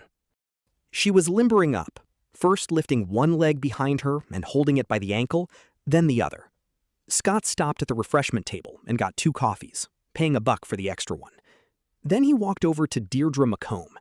He had no designs on her, nor romantic inclinations of any kind, but he was a man and could not help admiring her figure as she stretched and turned, all the time looking raptly up at the sky, where there was nothing to be seen but slate-gray clouds. Centering herself, he thought, getting ready. Maybe not for her last race, but maybe for the last one that really means something to her. Hello, it's me again. The pest. She dropped her leg and looked at him. The smile appeared, as predictable as sunrise in the east. It was her armor. There might be someone behind it who was hurt as well as angry, but she had determined no one in the world would see that. Except, perhaps, for Missy, who was not in evidence this morning. Why, it's Mr. Carey. And sporting a number. Also a front porch. And I do believe it's a little bigger. Flattery will get you nowhere. And hey, maybe it's just a pillow under there. Something I wear to fool people. Would you like a coffee? No. I had oatmeal and half a grapefruit at 6 this morning. That's all I'll take until halfway. Then I'll stop at one of the stands and help myself to a cranberry juice. Now, if you'll pardon me, I'd like to finish my stretches and my meditation. Give me a minute. I didn't really come over to offer you a coffee, because I knew you wouldn't take it. I came to offer you a wager. She had grasped her right ankle in her left hand and was starting to lift it behind her. Now she dropped it and stared at him as if he had grown a horn in the center of his forehead. What in God's name are you talking about? And how many times do I have to tell you that I find your efforts to, ingratiate yourself to me are unwelcome? There's a big difference between ingratiation and trying to be friendly, as I think you know. Or would if you weren't always in such a defensive crouch. I'm not! But I'm sure you've got your reasons to feel defensive, and let's not argue semantics. The wager I'm offering is simple. If you win today, I'll never bother you again. And that includes complaining about your dogs. Run them on View Drive all you want, and if they poop on my lawn, I'll pick it up with never a single word of protest. If I win? If? If, on the other hand, I win today, you and Missy have to come to my house for dinner. A vegetarian dinner. I'm not a bad cook when I put my mind to it. We'll sit down, we'll drink a little wine, and we'll talk. Kind of break the ice. Or at least try to. We don't have to be bosom buddies. I don't expect that. It's very hard to change a closed mind. My mind is not closed. But maybe we can be real neighbors. I could borrow a cup of sugar from you. You could borrow a stick of butter from me. That kind of thing. If neither of us win, it's a push. Things can go on the way they have. Until your restaurant closes its doors and you two blow town, he thought. Let me make sure I'm hearing this. You're betting you can beat me today? Let me be frank, Mr. Carey. Your body tells me that you're a typical overindulgent, under-exercised white American male. If you push it, you'll either go down with leg cramps, a sprained back, or a heart attack. You will not beat me today. Nobody is going to beat me today. Now please, go away and let me finish getting ready. Okay, I get it. You're afraid to take the wager. I thought you might be. She was lifting her other leg now, but she dropped it. Jesus shined up Christ on a trailer hitch. Fine, it's a bet. Now leave me alone. We have to shake on it. That way, if you back out, I can call you a Welsher right to your face, and you'll have to suck it up. She snorted, but gave his hand a single hard grip. And for a moment, just one small glimmer of a moment, he saw a hint of a real smile. Only a trace, but he had an idea she had a fine one when she really let it rip. Great. Good discussion. He started away, back to the 300s. Mr. Carey, why is this so important to you? Is it because we are a threat to your masculinity somehow? No, it's because I'm going to die next year, he thought, and I'd like to put at least one thing right before I do. It's not going to be my marriage, that's kaput, and it's not going to be the department store websites because those guys don't understand that their stores are like buggy whip factories at the start of the automobile age. But those things he wouldn't say. She wouldn't understand. How could she when he didn't fully understand himself? It just is. He left her with that. Chapter 4. The Turkey Trot. At 10 minutes past 9, only a little late, Mayor Dusty Coughlin stepped in front of over 800 runners, stretching back nearly a quarter of a mile. He held a starter pistol in one hand and a battery-powered bullhorn in the other. The low numbers, including Deirdre McComb, were at the front. Back in the 300s, Scott was surrounded by men and women shaking out their arms, taking deep breaths and munching last bites of power bars. Many of them he knew. The woman to his left, adjusting a green headband, ran the local furniture shop. Good luck, Millie. Same to you. Welcome to the 45th Annual Turkey Trot. Are you folks ready? The runners gave a yell of assent. One of the high school band members blew a flourish on his trumpet. All right then. On your mark, get set. The mayor, wearing his big politician's grin, raised the starter pistol and pulled the trigger. The bang seemed to echo off the low-hanging clouds. Go! The ones at the front moved forward smoothly. Deirdre was easy to spot in her bright red shirt. The rest of the runners were packed tightly together, and their start was not so smooth. A couple fell down and had to be helped up. Millie Jacobs was jostled forward into a pair of young men wearing biking shorts and turned-around hats. Scott grabbed her arm and steadied her. Thanks. This is my 4th time, and it's always like this at the start. Like when they open the doors at a rock concert. The bike shorts guy saw an opening, shot past Mike Badalamante and a trio of ladies who were talking and laughing as they jogged, and were gone, running in tandem. Scott drew even with Mike and gave him a wave. Mike skimmed him a salute, then patted the left side of his chest and crossed himself. Everyone believes I'm going to have a heart attack, Scott thought. You'd think whatever antic providence decided it would be interesting to make me lose weight could have at least buffed me out a little. But no. This is fun for the first half hour or so, and then it's heck. By the 8K mark, it's hell. If you make it through that part, you catch a little following wind. Sometimes. Sometimes, huh? Right. I'm hoping for that this year. I'd like to make it all the way. I've only managed that once. Good seeing you, Scott. With that, she picked up the pace and pulled ahead of him. By the time he passed his own house on View Drive, the pack had begun to spread out more, and he had running room. He moved steadily and easily at a fast jog.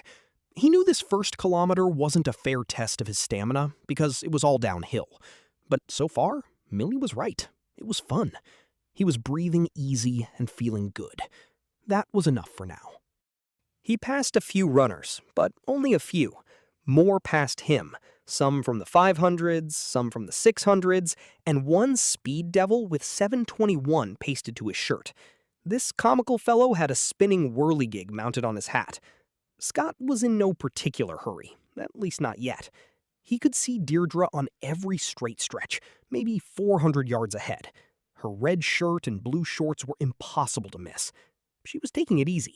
There were at least a dozen runners ahead of her, maybe even 24, and that didn't surprise Scott. This wasn't her first rodeo, and unlike most of the amateurs, she would have a carefully thought-out plan. Scott guessed she would allow others to set the pace until the 8th or 9th K. then start pulling ahead of them one by one and not take the lead until Hunter's Hill. She might even make it exciting by waiting until downtown to put on her final burst, but he didn't think so. She would want to win going away. He felt the lightness in his feet, the strength in his legs, and resisted the urge to speed up. Just keep the red shirt in your sights, he told himself. She knows what she's doing, so let her guide you. At the intersection of View Drive and Route 117, Scott passed a little orange marker, 3K. Ahead of him were the bike shorts guys, one pounding along on either side of the yellow center line. They passed a couple of teenagers, and Scott did likewise. The teenagers looked to be in good shape, but they were already breathing hard. As he left them behind, he heard one of them pant. We're gonna let an old fat guy get ahead of us? The teens sped up, one passing Scott on either side, both breathing harder than ever. See ya. Wouldn't want to be ya. Go with your bad selves. He ran easily, eating up the road with long strides. Respiration still okay, ditto heart rate, and why not? He was 100 pounds lighter than he looked, and that was only half of what he had going for him. The other half was muscles, still built for a man carrying 240. Route 117 made a double curve, then ran straight beside Bowie Stream, babbling and chuckling along in its shallow, stony bed. Scott thought it had never sounded better. The misty air he was pulling deep into his lungs had never tasted better. The big pines crowding down on the other side of the road had never looked better. He could smell them, tangy and bright and somehow green. Every breath seemed deeper than the last, and he kept having to rein himself in. I am so glad to be alive on this day, he thought. Outside the covered bridge crossing the stream, one of those orange markers announced 6K. Beyond it was a sign reading, "Halfway Home." The sound of feet thundering inside the bridge was, to Scott at least, as beautiful as a Gene Krupa drum roll. Overhead, disturbed swallows raced back and forth under the roof. One actually flew into his face, its wing fluttering his brow, and he laughed aloud. On the far side, one of the bike shorts dudes was sitting on the guardrail, gasping for breath and massaging a cramp in his calf. He didn't look up as Scott and the other runners passed. At the junction of routes 117 and 119, runners were clustered around a refreshment table, gulping water, Gatorade, and cranberry juice from paper cups before going on. 8 or 9 others, who had blown themselves out on the first 6 kilometers, were sprawled on the grass. He was delighted to see Trevor Yount, the bull-necked public works guy with whom Scott had had the confrontation in Patsy's, was among them. He passed the sign reading Castle Rock Municipal Town Limits, where Route 119 became Bannerman Road, named after the town's longest-serving sheriff, an unlucky fellow who had come to a bad end on one of the town's back roads. It was time to pick up the pace, and as Scott passed the orange 8K marker, he shifted from first gear to second. No problem. The air was cool and delicious on his blood-warmed skin, like being rubbed with silk, and he liked the feel of his own heart, that sturdy little engine in his chest. There were houses on both sides of the road now, and people standing out on lawns, holding up signs and taking pictures. Here was Millie Jacobs, still going, but starting to slow down, her headband darkened to a deeper green with her sweat. How's that following wind, Millie? Picking any up? Good God! I can't believe it's you. I thought I left you in the dust. I found a little extra. Don't quit now, Millie. This is the good part. Then she was behind him. The road began to rise in a series of low but ascending hills, and Scott began to pass more runners, both those who had given up and those who were still laboring along. 2 of the latter were the teenagers who had blown by him earlier, offended to be passed, even for a few moments, by a middle-aged fatty in shitty sneakers and old tennis shorts. They glanced at him with identical expressions of surprise. Smiling pleasantly, Scott addressed them. See ya, wouldn't want to be ya. One of them gave him the finger. Scott blew him a kiss, then showed them the heels of his shitty sneakers. As Scott entered the 9th kilometer, a long peal of thunder rolled across the sky, west to east. That's not good, he thought. November thunder might be okay in Louisiana, but not in Maine.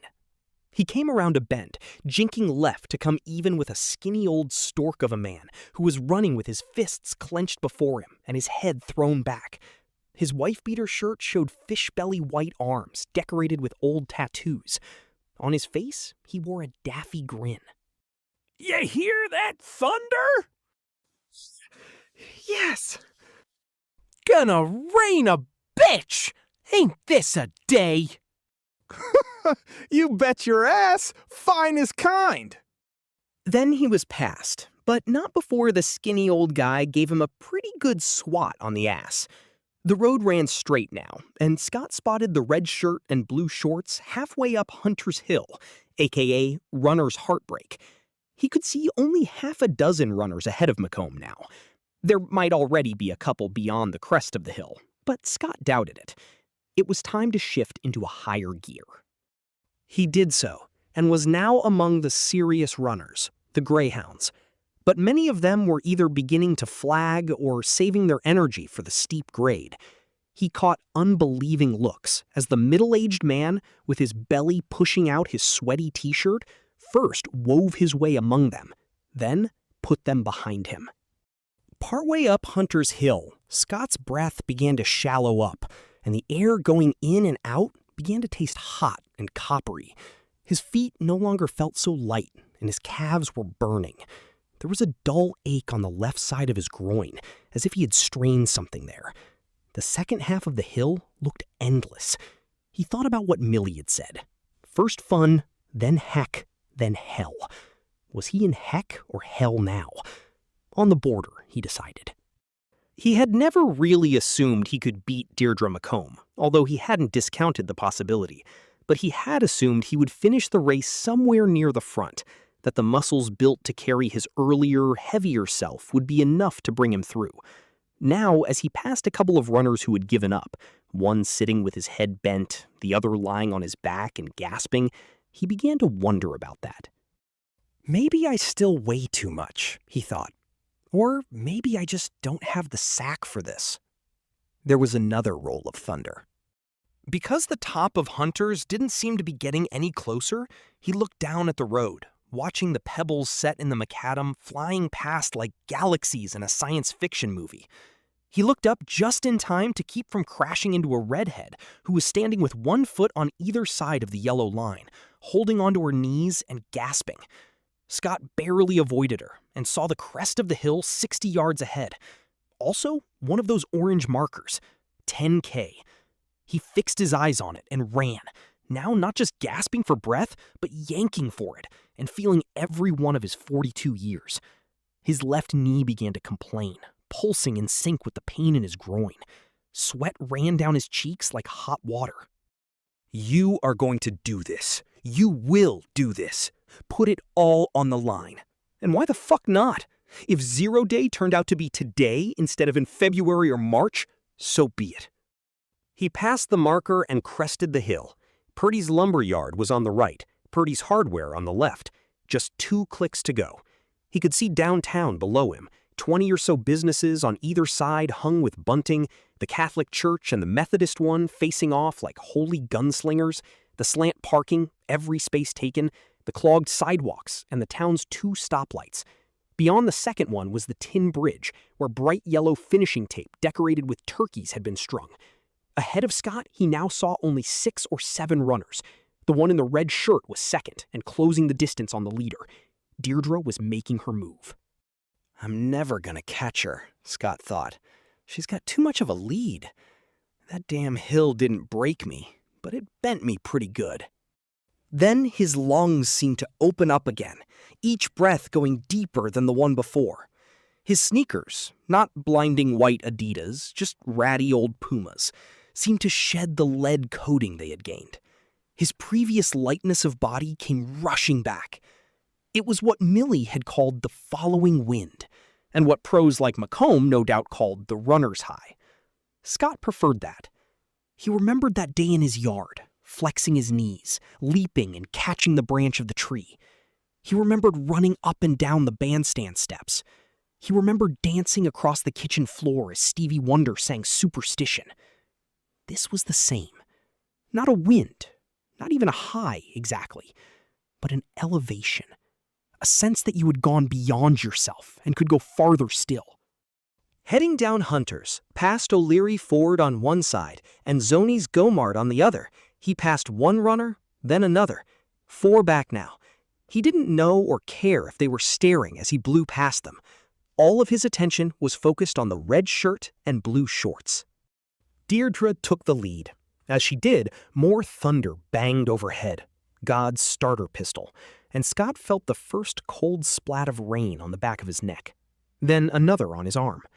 He looked down and saw more hitting the road, darkening it in dime-sized drops. Now there were spectators on either side of Main, although they still had to be a mile from the finish and half a mile from where the downtown sidewalk started. Scott saw umbrellas popping open like flowers blooming. They were gorgeous. Everything was. The darkening sky, the pebbles in the road, the orange of the marker announcing the turkey trot's last K. The world stood forth. Ahead of him, a runner abruptly swerved off the road, went to his knees, and rolled over on his back, looking up into the rain with his mouth drawn down in a bow of agony. Only 2 runners between him and Deirdre. Scott blew past the final orange marker. Just a kilometer to go now, less than a mile. He had gone from first gear to second. Now, as the sidewalks began, cheering crowds on either side, some waving turkey trot pennants, it was time to see if he had not just third gear, but an overdrive. Kick it, you son of a bitch, he thought, and picked up the pace. The rain seemed to hesitate for a moment, time enough for Scott to think it was going to hold off until the race was over, and then it came in a full-force torrent, driving the spectators back under awnings and into doorways.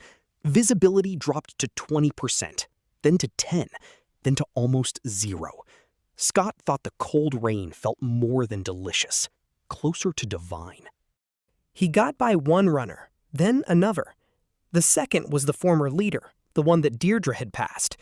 He had slowed down to a walk, splashing along the gushing street with his head down, his hands on his hips, and his sopping shirt plastered to his body. Ahead, through a gray curtain of rain, Scott saw the red shirt. He thought he had just enough gas left in the tank to go by her, but the race might be over before he could. The traffic light at the end of Main Street had disappeared. So had the tin bridge and the yellow tape across its near end. It was just him and Macomb now, both of them running blind through the deluge, and Scott had never been happier in his life. Only happiness was too mild. Here, as he explored the farthest limits of his stamina, was a new world.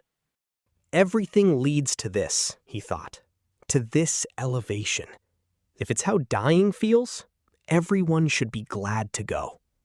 He was close enough to see Deirdre Macomb look back, her sodden ponytail doing a dead fish flop onto her shoulder as she did it. Her eyes widened when she saw who was trying to take away her lead. She faced forward, lowered her head, and found more speed. Scott first matched her, then overmatched her, closing in, now almost close enough to touch the back of her soaked shirt, able to see clear rivulets of rain running down the back of her neck, able, even over the roar of the storm, to hear her gasping air out of the rain. He could see her, but not the buildings they were passing on either side, or the last stoplight, or the bridge. He had lost all sense of where he was on Main, and had no landmarks to help him. His only landmark was the red shirt. She looked back again, and that was a mistake. Her left foot caught her right ankle, and she went down, arms out, surfing water up in front and splashing to either side like a kid belly flopping into a swimming pool. He heard her grunt as the air went out of her. Scott reached her, stopped, bent down. She twisted up on one arm to look at him. Her face was an agony of fury and hurt. How did you cheat? God damn you, how did you... He grabbed her. Lightning flashed, a brief glare that made him wince. Come on. He put his other arm around her waist and hauled her up. Her eyes went wide. There was another flash of lightning. Deirdre McComb, what are you doing? What's happening to me? He ignored this. Her feet moved, but not on the street, which was now an inch deep in running water. They pedaled in the air. He knew what was happening to her, and he was sure it was amazing. But it wasn't happening to him. She was light to herself, maybe more than light, but heavy to him. A slim body that was all muscle and sinew. He let loose. He still couldn't see the tin bridge, but he could see a faint yellow streak that had to be the tape. Go! Run! She did. He ran after her. She broke the tape. Lightning flashed. He followed, raising his hands into the rain, slowing down as he ran onto the tin bridge. He found her halfway across on her hands and knees. He dropped down beside her, both of them gasping in air that seemed to be mostly liquid. She looked at him, water running down her face like tears. What happened? Oh my God. You put your arm around me and it was like I weighed nothing. Scott thought of the coins he had put in the pockets of his parka on the day he'd first gone to see Dr. Bob. He thought about standing on his bathroom scale while holding a pair of 20-pound hand weights. You did. Dee Dee! Dee Dee! It was Missy, running toward them. She held out her arms. Deirdre splashed to her feet and embraced her wife. They staggered and almost went down. Scott put his arms out to catch them, but didn't actually touch them. Lightning flashed. Then the crowd found them, and they were surrounded by the people of Castle Rock, applauding in the rain. Chapter 5. After the race. That evening, Scott was lying in a tub filled with water as hot as he could stand it, trying to soothe the ache out of his muscles. When his phone began to ring, he fumbled for it under the clean clothes folded on the chair by the tub. I'm tied to this damn thing, he thought. Hello? Deirdre McComb, Mr. Carey. What night shall I set aside for our dinner? Next Monday would be good, because the restaurant is closed on Mondays. Scott smiled. I think you misunderstood the wager, Miss McComb. You won, and your dogs now have free rein on my lawn. In perpetuity. We both know that isn't exactly true. In fact, you threw the race. You deserved to win. She laughed. It was the first one he'd heard from her, and it was charming. My high school running coach would tear his hair out if he heard such a sentiment. He used to say, what you deserve has nothing to do with where you finish. I will take the win, however, if you invite us to dinner. Then I'll brush up on my vegetarian cooking. Next Monday works for me, but only if you bring your wife. 7-ish, say? That's fine, and she wouldn't miss it. Also, I want to apologize for what I said. I know you didn't cheat. No apology necessary, Scott said, and he meant it. Because, in a way, he had cheated, involuntary as it might have been. If not for that, I need to apologize for how I've treated you. I could plead extenuating circumstances, but Missy tells me there are none, and she might be right about that. I have certain attitudes, and changing them hasn't been easy.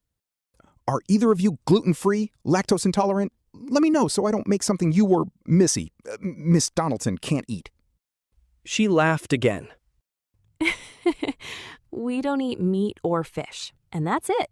Everything else is on the table. Even eggs? Even eggs, Mr. Carey.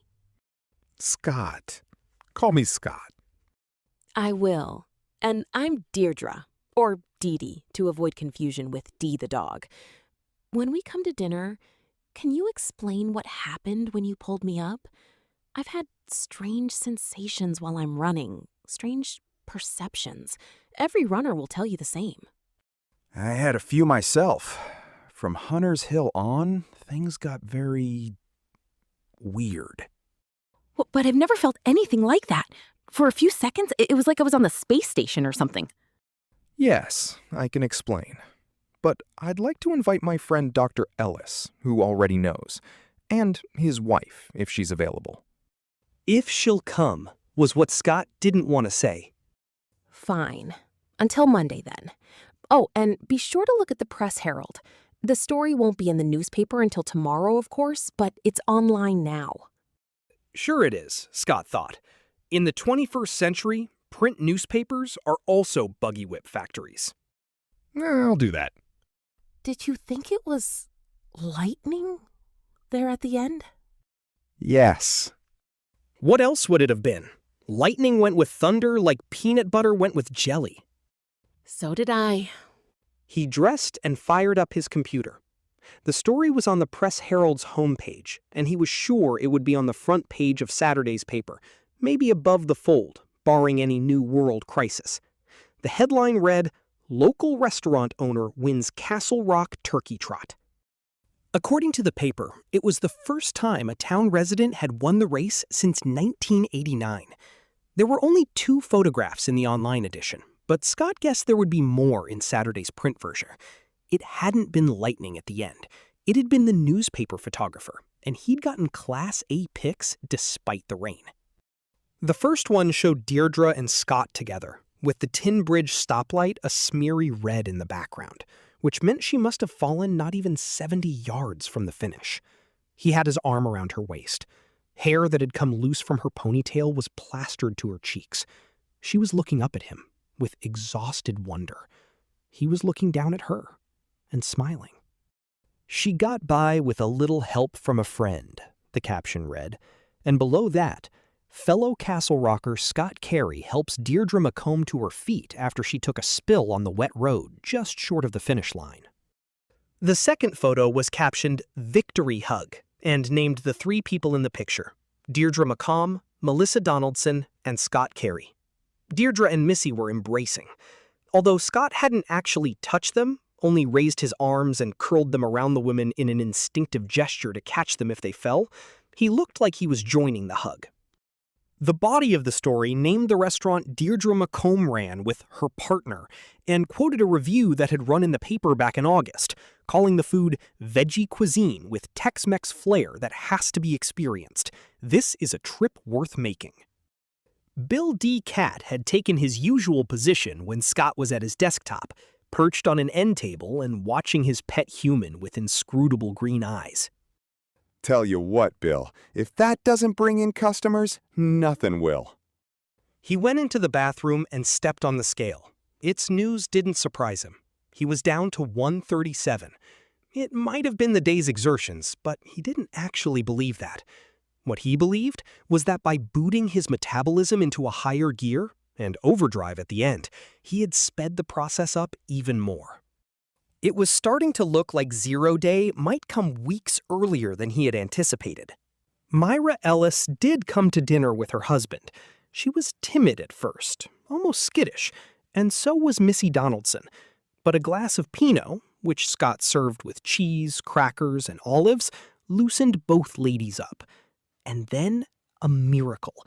They discovered they were both mycologically inclined and spent most of the meal talking about edible mushrooms. You know so much about them. May I ask if you went to culinary school? I did. After I met Dee Dee, but long before we were married, I went to ICE. That's the Institute of Culinary Education in New York? It's famous! Oh my God, I'm so jealous! A few crumbs tumbled onto her frilly silk blouse. She didn't notice. Deirdre was looking at them and smiling. Dr. Bob was too, so that was good. Scott had spent the morning at the local Hannaford's, with Nora's left-behind copy of The Joy of Cooking propped open in the child seat of his grocery cart. He asked many questions, and research paid off, as it usually did. He served vegetarian lasagna Florentine with garlic toast points. He was gratified, but not surprised, to see Deirdre put away not 1 or 2, but 3 big slices. She was still in post-run mode and stuffing carbs. For dessert, it's only store-bought pound cake, but the chocolate whipped cream I made myself. I haven't had that since I was a kid. Oh, my mom made it for special occasions. We kids called it Choco Cream. Bring it on, Scott. Plus Chianti. Deirdre applauded. She was flushed, her eyes sparkling, a woman with every part of her body clearly operating in top form. Bring that on, too! It was a fine meal, and the first time he'd pulled out all the stops in the kitchen since Nora had decamped. As he watched them eat and listened to them talk, he realized how empty this house had been with just him and Bill to ramble around in it. The five of them demolished the pound cake. As Scott began to collect the plates, both Myra and Missy rose. Let us do that. You cooked. Not at all, ma'am. I'm just going to put everything on the counter and load up the dishwasher later on. He took the dessert plates into the kitchen and stacked them on the counter. He turned, and Deirdre was standing there, smiling. If you ever want a job, Missy's looking for a sous chef. I don't think I could keep up with her, but I'll keep it in mind. How was business over the weekend? Must have been good if Missy's looking for help.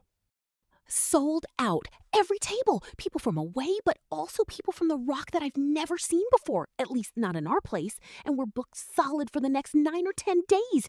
This is like opening all over again. When people come to see what you've got, if what you've got isn't tasty or even just so-so, most don't try again. But what Missy makes is a lot more than so-so. They will come back.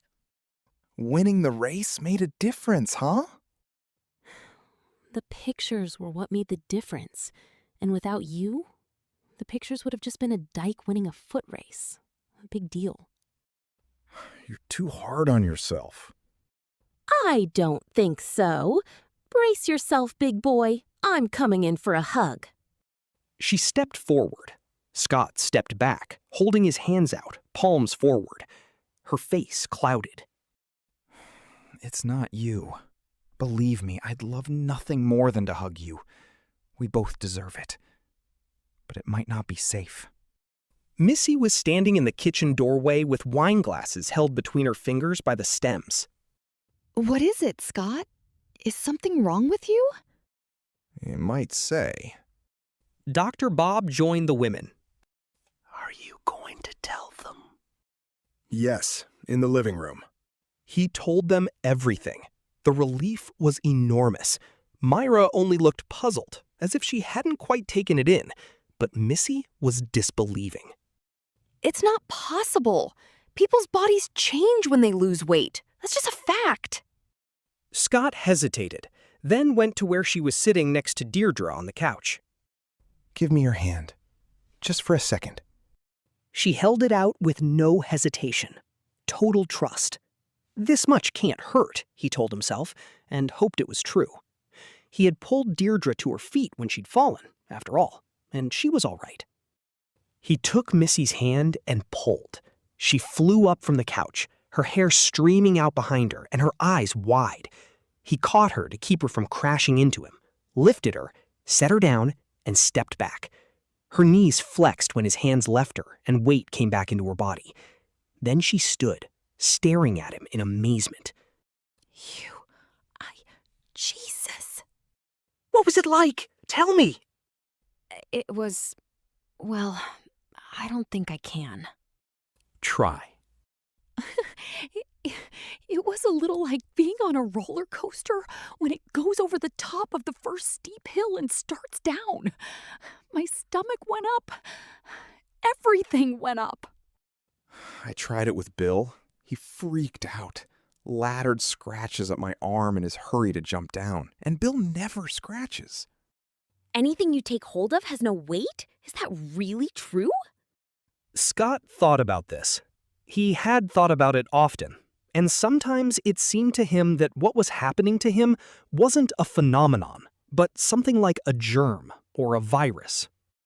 Living things have no weight. To them, at least. But they have weight to you. Yes. But other things? Inanimate objects? Once I pick them up or wear them, no weight. How can that be? How can that possibly be? Do you know? He shook his head. How did it start? What caused it? No idea. I don't even know when it started, because I wasn't in the habit of weighing myself until the process was already underway. In the kitchen, you said it wasn't safe. I said it might not be. I don't know for sure, but that sort of sudden weightlessness might screw up your heart, your blood pressure, your brain function. Who knows? Astronauts are weightless. Or almost.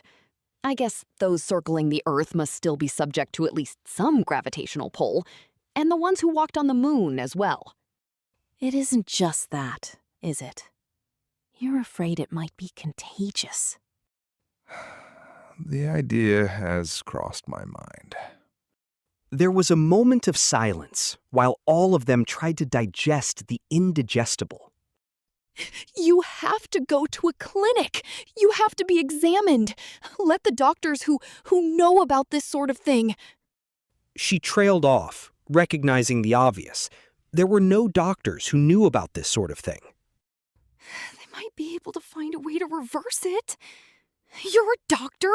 Tell him. I have, many times. Scott refuses. At first, I thought that was wrong of him. Wrong-headed. But I've changed my mind. I doubt very much if this is something that can be scientifically investigated. It may stop on its own, even reverse itself. But I don't think the best doctors in the world could understand it, let alone affect it in any way, positive or negative. And I have no desire to spend the remainder of my weight loss program in a hospital room or a government facility being examined. Or as a public curiosity, I suppose. I get that perfectly. So, you'll understand when I ask you to promise that what's been said in this room has to stay in this room. But what will happen to you?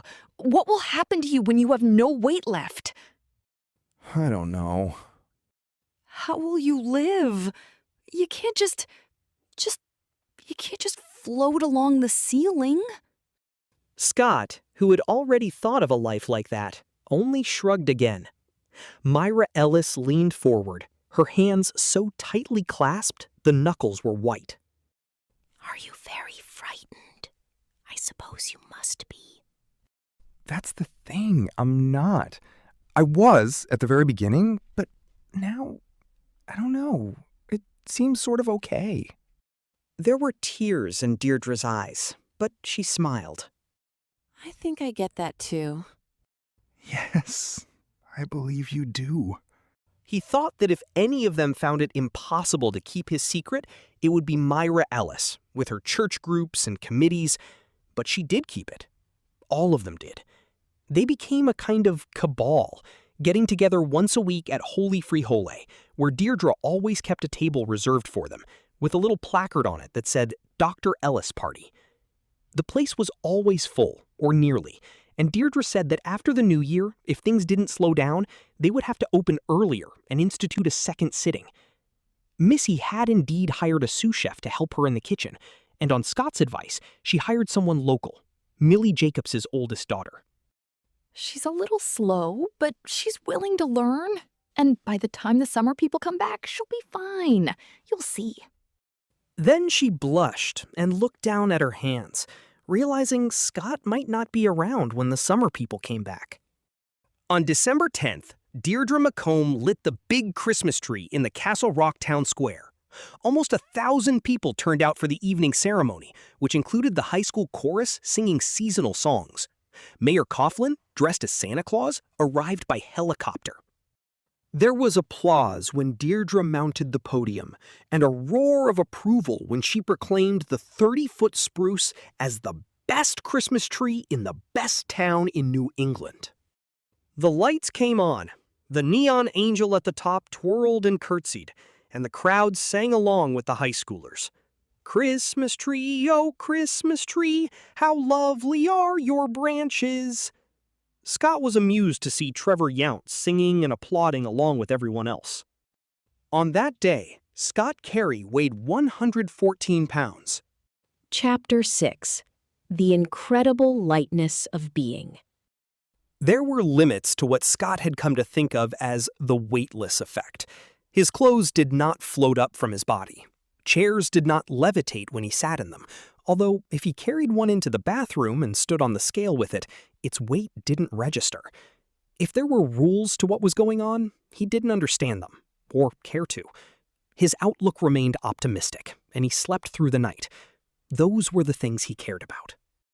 He called Mike Badalamante on New Year's Day, passed on the appropriate good wishes, and then said he was thinking about making a trip to California in a few weeks to see his only surviving aunt. If he made the trip, would Mike take his cat? Well, I don't know, maybe. Does he do his business in a litter box? Absolutely. Why me? Because I believe every bookstore should have a resident cat, which you are currently lacking. How long are you planning to be gone? I don't know. It sort of depends on how Aunt Harriet is doing. There was no Aunt Harriet, of course, and he would have to have Dr. Bob or Myra take the cat to Mike's. Deirdre and Missy both smelled of dog, and Scott could no longer even stroke his old friend. Bill ran away if he came too near. What does he eat? Friskies, and a good supply will come with the animal. If I decide to go, that is. Okay, you got a deal. Thanks, Mike. You're a pal. I am, but not just because of that. You did this town a small but valuable mitzvah when you helped the Macomb woman get up so she could finish the race. What was happening with her and her wife was ugly. It's better now. A little better. Actually, quite a lot. Oh, thanks, and Happy New Year again. Back at you, buddy. What's the feline's name? Bill. Bill DeCat, actually. Like in Bloom County. Cool. Pick him up and give him a stroke once in a while. If I decide to go, that is. He likes that. Scott hung up, thought about what giving things away meant, especially things that were also valued friends, and closed his eyes. Dr. Bob called a few days later and asked Scott if his weight loss was remaining constant at 1.5 to 2 pounds a day. Scott said it was, knowing the lie couldn't come back to haunt him. He looked the same as ever, right down to the bulge of belly hanging over his belt. So, you still think you'll be down to nothing in early March? Yes. Scott now thought 0 day might come before January was out, but he didn't know for sure, couldn't even make an educated guess, because he had stopped weighing himself. Not so long ago, he had avoided the bathroom scale because it showed too many pounds. Now he stayed away for the opposite reason. The irony was not lost on him. For the time being, Bob and Myra Ellis were not to know how things had speeded up, nor were Missy and Deirdre. He would have to tell them eventually, because when the end came, he would need help from one of them, and he knew which one. What do you weigh now? 106. Holy shit! He guessed Ellis would say a lot more than holy shit if he knew what Scott knew. It was more like 70. He could cross his big living room in 4 loping strides, or jump, catch one of the overhead beams, and swing from it like Tarzan. He hadn't reached what his weight would be on the moon, but he was closing in on it.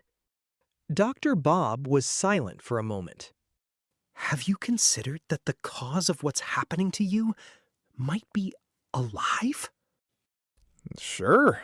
Maybe an exotic bacteria that got into a cut, or some extremely rare virus that I inhaled. Has it crossed your mind that it might be sentient? It was Scott's turn to be silent. At last, he answered. Yes. You're dealing with this extremely well, I must say. So far, so good. But 3 days later, he discovered just how much he might have to deal with before the end came. You thought you knew. You thought you could get ready. And then you tried to get the mail. Western Maine had been experiencing a January thaw since New Year's Day, with temperatures in the 50s. 2 days after Dr. Bob's call, it climbed all the way into the 60s, and the kids went back to school wearing their light jackets. That night, however, temperatures dropped, and a sleety, granular snow began falling. Scott barely noticed. He spent the evening on his computer, ordering stuff. He could have gotten all the items locally.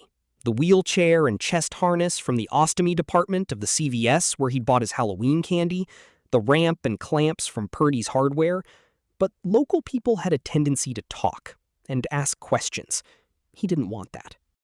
The snow ended around midnight, and the following day dawned clear and cold. The new snow, frozen to a crust on top, was almost too brilliant to look at. It was as if his lawn and driveway had been sprayed with transparent plastic. Scott put on his parka and went out to get the mail. He had gotten in the habit of skipping the steps and just leaping down to the driveway. His legs, wildly over-muscled for his weight, seemed to crave that explosion of energy. He did it now, and when his feet hit the icy crust, they shot out from under him. He landed on his ass, started to laugh, then stopped when he began to slide. He went down the slope of the lawn on his back, like a weight along the sawdusty surface of an arcade bowling game, gaining speed as he approached the street. He grabbed at a bush, but it was coated with ice, and his hand slid off. He rolled over on his stomach and spread his legs, thinking that might slow him down. It didn't. He only slewed sideways. The crust is thick, but not that thick, he thought. If I weighed as much as I look like I weigh, I'd break through and stop. But I don't. I'm going into the street, and if a car's coming along, it probably won't be able to stop in time. Then I won't have to worry about 0 day. He didn't go that far. He struck the post on which his mailbox was mounted, and hard enough to knock the wind out of him. When he recovered, he tried to stand up. He did a split on the slippery crust and went down again. He braced his feet against the post and pushed.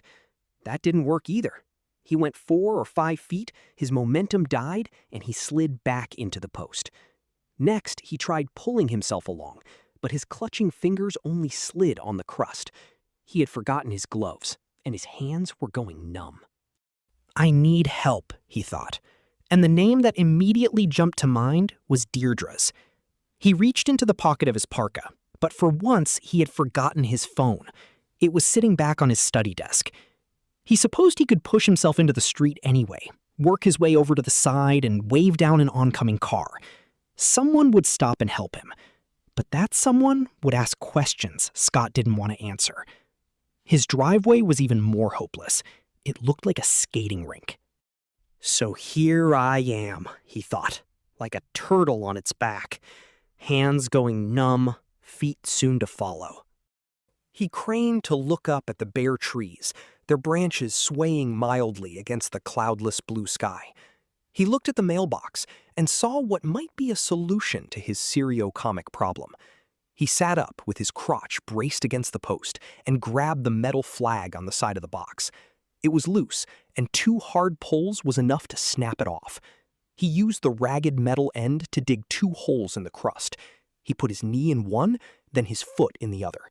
He stood up, holding the post with his free hand for balance. He made his way up the lawn to the steps in this fashion, bending to chop through the crust, stepping forward, then breaking through the crust again. A couple of cars went by, and someone honked. Scott raised a hand and waved without turning around. By the time he got back to the steps, his hands had lost all feeling, and one was bleeding in 2 places. His back hurt like a motherfucker. He started up to the door, slipped, and barely managed to grab the ice-coated iron railing before he could go sliding back down to the mailbox again. He wasn't sure he would have had it in him to climb back up, even with holes to step in. He was exhausted, stinking with sweat inside his parka. He lay down in the hall. Bill came to look at him, but not too close, and meowed his concern. I'm okay. Don't worry, you'll still get fed. Yes, I'm okay, he thought. Just a little impromptu sledding on the crust. But this is where the really weird shit begins. He supposed if there was a consolation, it was that the really weird shit wouldn't last long. but I need to put up those clamps and put down that ramp ASAP. Not much time now. On a Monday evening in mid-month, the members of the Dr. Ellis party had their last meal together. Scott hadn't seen any of them for a week, citing the need to hole up and finish his current department store project, which had actually been done, at least in first draft, before Christmas. He guessed someone else would be applying the finishing touches. He said it would have to be a potluck, with them bringing the food, because cooking had become difficult for him. In truth, everything had become difficult. Going upstairs was easy enough. 3 large, effortless leaps did the job. Going down was harder. He was afraid he might tumble and break a leg, so he held the railing and eased down step by step, like an old man with gout and bad hips. He had also developed a tendency to run into walls, because momentum had become hard to judge and even harder to control. Myra asked him about the ramp now covering the steps to the stoop. Dr. Bob and Missy were more concerned about the wheelchair sitting in the corner of the living room, and the chest harness, made for people with little or no ability to sit upright, draped over its back. Deirdre asked no questions, only looked at him with wise, unhappy eyes. They ate a tasty vegetarian casserole, Missy, au gratin potatoes with a cheesy sauce, Myra, and topped the meal off with a lumpy but tasty angel food cake that was only slightly burned on the bottom, Dr. Bob. The wine was good, but the talk and the laughter were better. When they were finished, he spoke. Time to fess up. I've been lying to you. This has been going quite a bit faster than I said it was. Scott, no! Dr. Bob nodded, seeming unsurprised. How much faster? 3 pounds a day, not 1 or 2. And how much do you weigh now? I don't know. I've been avoiding the scale. Let's find out. Scott tried to stand. His thighs connected with the table and he flew forward, knocking over 2 wine glasses when he put out his hands to stop himself. Deirdre quickly picked up the tablecloth and threw it over the spill. Sorry. Don't know my own strength these days. He turned as gingerly as a man on roller skates and started toward the back half of the house. No matter how carefully he tried to walk, his steps became leaps. His remaining weight wanted him on the earth. His muscles insisted he rise above it. He overbalanced and had to grab one of the newly installed clamps to keep from going headlong into the hallway. Oh, God. It must be like learning to walk all over again. You should have seen the last time I tried to get the mail, Scott thought. That was a real learning experience. At least none of them were revisiting the clinic idea. Not that their failure to do that surprised him. A single look at his locomotion, at once awkward, ridiculous, and weirdly graceful, was enough to dispel the idea that a clinic might do him any good. This was a private matter now. They understood that. He was glad. They all crowded into the bathroom and watched him stand on the Ozeri scale. Jesus. Oh, Scott. The readout was 30.2 pounds. He made his way back to the dining room, with them following along behind. He went as carefully as a man using stones to cross a creek, and still ended up running into the table again. Missy instinctively reached out to steady him, but he waved her off before she could touch him. When they were seated, he spoke. I'm all right with this. Fine, in fact. Really. Myra was very pale. How can you be? I don't know. I just am. But this is our farewell dinner. I won't see you guys again. Except for Deirdre. I need someone to help me at the end. Will you do it? Yes, of course. She didn't hesitate, only put an arm around her wife, who had begun to cry. I just want to say... that I wish we had more time. You've been good friends to me. There's no compliment more sincere than that. He was wiping his eyes with a napkin. Crying loudly. It's not fair. It's not goddamn fair! Well, no, it isn't. But I'm not leaving any kids behind. My ex is happy where she is. There's that. And it's fairer than cancer, or Alzheimer's, or being a burn victim in a hospital ward. I guess I'd go down in history, if anyone talked about it. Which we won't. No, we won't.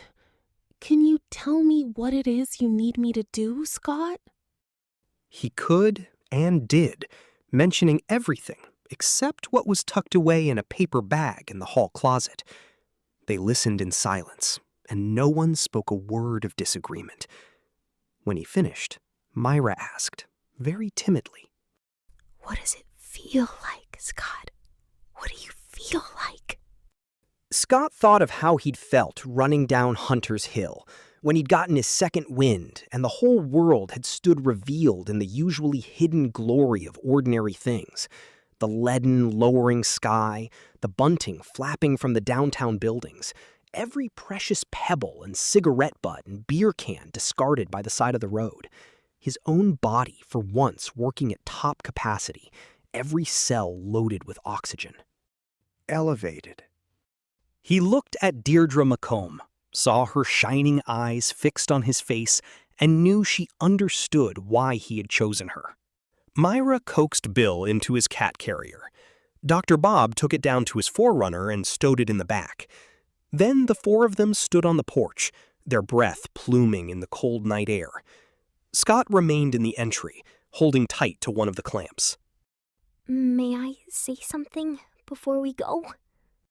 Of course. But he wished she wouldn't. He wished they would just leave. He thought he had discovered one of life's great truths, and one he could have done without.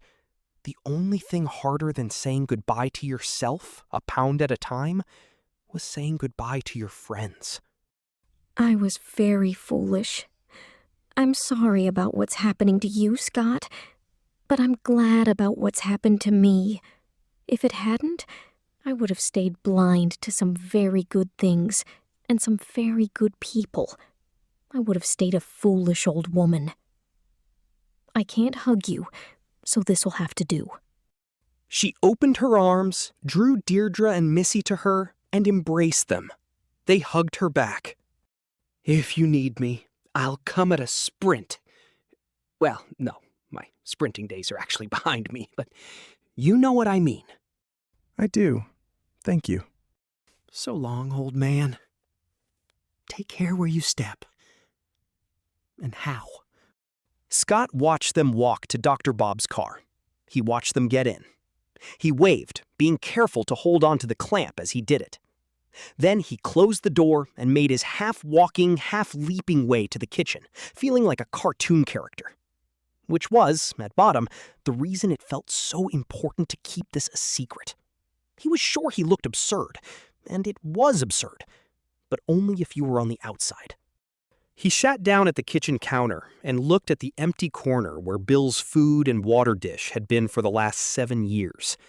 He looked at it for a long time. Then he went up to bed.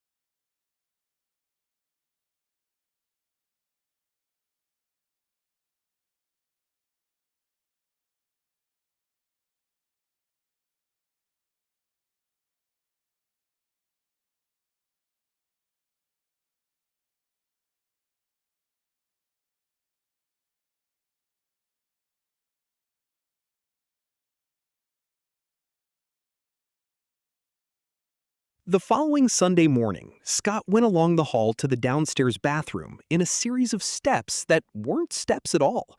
Each one was a long float that took him up to the ceiling, where he would push his tented fingers to bring himself back down. The furnace kicked on, and the soft whoosh of air from the vent actually blew him sideways a little. He twisted and grabbed a clamp to pull himself past the draft. In the bathroom, he hovered over the scale and finally settled. At first, he thought it wasn't going to report any weight at all. Then, at last, it coughed up a number, 2.1. It was about what he had expected. That evening, he called Deirdre's cell. He kept it simple. I need you. Can you come? Yes. It was all she said, and all he needed. The door of the house was shut, but unlocked. Deirdre slipped in, not opening the door all the way because of the draft. She turned on the hall lights to dispel the shadows, then went into the living room. Scott was in the wheelchair. He had managed to get part way into the harness, which had been buckled to the back of the chair, but his body floated upward from the chair's seat, and one arm hung in the air. His face was bright with sweat, the front of his shirt dark with it. I almost waited too long. I had to swim down to the chair. Breaststroke, if you can believe it. Deirdre could. She went to him and stood in front of the wheelchair, looking at him with wonder. How long have you been here like this? A while. Wanted to wait until dark. Is it dark? Almost. Oh, Scott, this is so bad. He shook his head back and forth in slow motion, like a man shaking his head underwater. You know better. She thought she did, hoped she did. He struggled with his floating arm and finally managed to shoot it into the vest's armhole. Can you try to buckle the straps across my chest and waist without touching me? I think so, she said, but twice her knuckles brushed him as she knelt in front of the chair, once his side, once his shoulder, and both times she felt her body rise and then settle back. Her stomach did a flip with each contact, what she remembered her father calling a whoops, my dear, when their car went over a big bump. Or, yes, Missy had been right, like when a roller coaster crested the first hill, hesitated, then plunged. At last, it was done. Now what? Soon we sample the night air. But first, go into the closet, the one in the entry where I keep my boots. There's a paper bag and a coil of rope. I think you can push the wheelchair, but if you can't, you'll have to tie the rope around the headrest and pull it. And you're sure about this?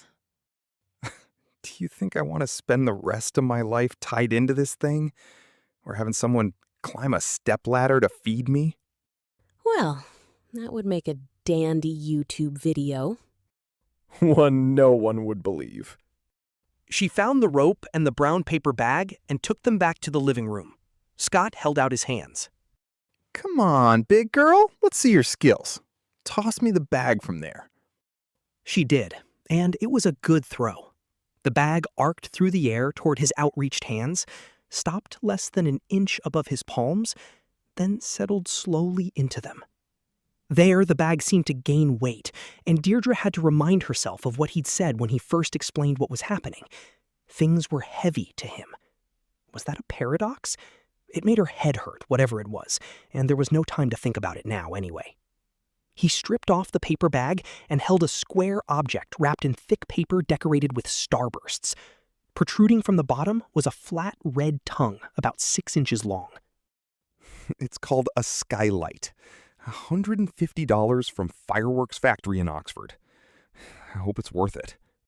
How will you light it? How can you when you're... Don't know if I can, but confidence is high. It's got a scratch fuse. Scott, do I have to do this? Yes, you want to go. It's time. It's cold outside and you're covered with sweat. It doesn't matter. But it did to her. She went upstairs to his bedroom and pulled the comforter off a bed that had been slept in, at some point anyway, but bore no impression of his body on the mattress or his head on the pillow. Comforter. She snorted. It seemed a very stupid word under the circumstances. She took it downstairs and tossed it to him, as she had tossed the paper bag, watching with the same fascination as it paused, bloomed, and then settled over his chest and lap. Wrap that around you. Yes, ma'am. She watched him do it, then tucked the part trailing on the floor under his feet. This time the lift was more serious, the whoops, my dear, a double flip instead of a single. Her knees rose from the floor, and she could feel her hair stream upward. Then it was done, and when her knees thumped down on the boards again, she had a better understanding of why he could smile. She remembered something she'd read in college, Faulkner maybe. Gravity is the anchor that pulls us down into our graves. There would be no grave for this man, and no more gravity either. He had been given a special dispensation. Snug as a bug in a rug. Don't choke, Scott, please. She went behind the wheelchair and put her hands tentatively on the jutting handles. There was no need of the rope. Her weight stayed. She pushed him toward the door, onto the stoop, and down the ramp. The night was cold, chilling the sweat on his face, but the air was as sweet and crisp as the first bite of a fall apple. Above him was a half moon and what seemed like 1,000,000,000,000 stars. To match the 1,000,000,000,000 pebbles, just as mysterious, that we walk over every day, he thought.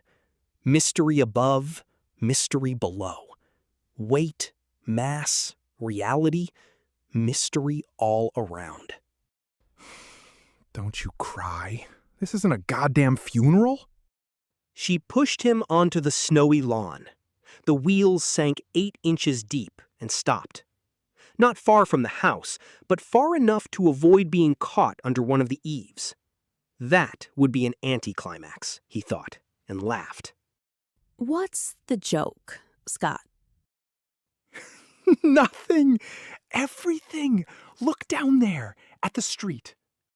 Scott saw 3 bundled-up figures, each with a flashlight. Missy, Myra, and Dr. Bob. I couldn't keep him away. Deirdre came around the wheelchair and dropped to one knee in front of the bundled-up figure with his bright eyes and sweat-clumped hair. Did you try? Tell the truth, Dee Dee. It was the first time he had called her that. Well, not very hard. Good discussion. She laughed, then wiped her eyes. Are you ready? Yes. Can you help me with the buckles? She managed the two holding the harness to the back of the chair, and he rose at once against the lapstrap. She had to struggle with that because it was tight and her hands were going numb in the January cold. She kept touching him, and each time she did, her body would rise from the snow cover, making her feel like a human pogo stick. She stuck with it, and finally, the last strap holding him to the chair began to slide free. I love you, Scott. We all do. Right back at you. Give your good girl a kiss for me. 2. Then the strap slithered out of the buckle, and it was done. He rose slowly from the chair, the coverlet trailing below him like the hem of a long skirt, feeling absurdly like Mary Poppins, minus the umbrella. Then a breeze caught him, and he began to rise faster. He clutched the coverlet with one hand and the skylight against his chest with the other. He saw the diminishing circle of Deirdre's upturned face. He watched her wave, but his hands were occupied, and he couldn't wave back. He saw the others wave from where they stood on View Drive. He saw their flashlights focused on him, and noted how they began drawing together as he gained altitude. The breeze tried to turn him, making him think of how he'd slewed sideways on his ridiculous trip down his snow-crusted lawn to the mailbox. But when he partially unwrapped the coverlet and held it out on the side the wind was coming from, he steadied. That might not last long, but it didn't matter. For the time being, he only wanted to look down and see his friends. Deirdre on the lawn by the wheelchair, the others in the street. He passed his bedroom window and saw the lamp was still on, casting a yellow stripe on his bed. He could see things on his bureau, watch, comb, little fold of money, that he would never touch again. He rose higher, and the moonlight was bright enough for him to see some kid's frisbee caught in an angle of the roof, maybe tossed up there before he and Nora had bought the place. That kid could be grown up now, he thought, writing in New York, or digging ditches in San Francisco, or painting in Paris. Mystery, mystery, mystery. Now he caught escaping heat from the house, a thermal, and began rising faster. The town disclosed itself, as if from a drone or low-flying plane. The street lamps along Main Street and Castleview like pearls on a string. He could see the Christmas tree that Deirdre had lit over a month ago, and which would remain in the town square until the 1st of February. It was cold up here, much colder than on the ground, but that was all right. He let the coverlet go and watched it drop, spreading out as it went, slowing, becoming a parachute. Not weightless, but almost. Everyone should have this, he thought, and perhaps, at the end, everyone does. Perhaps in their time of dying, everyone rises. He held out the skylight and scratched the fuse with a fingernail. Nothing happened. Light, damn you. I didn't get much of a last meal, so could I at least have a last wish? He scratched again. I can't see him anymore. He's gone. We might as well. Wait. She had joined them at the foot of Scott's driveway. For what? Just wait. So they waited, looking up into the darkness. I don't think... A little longer. She was thinking, come on, Scott, come on! You're almost at the finish line. It's your race to win, your tape to break through, so don't blow it. Don't choke. Come on, big boy, let's see your skills. Brilliant fire burst high above them, reds and yellows and greens. There was a pause. Then came a perfect fury of gold, a shimmering waterfall that rained down and rained down and rained down as if it would never end. Deirdre took Missy's hand. Dr. Bob took Myra's hand. They watched until the last golden sparks went out and the night was dark again. Somewhere high above them, Scott Carey continued to gain elevation, rising above the Earth's mortal grip with his face turned toward the stars.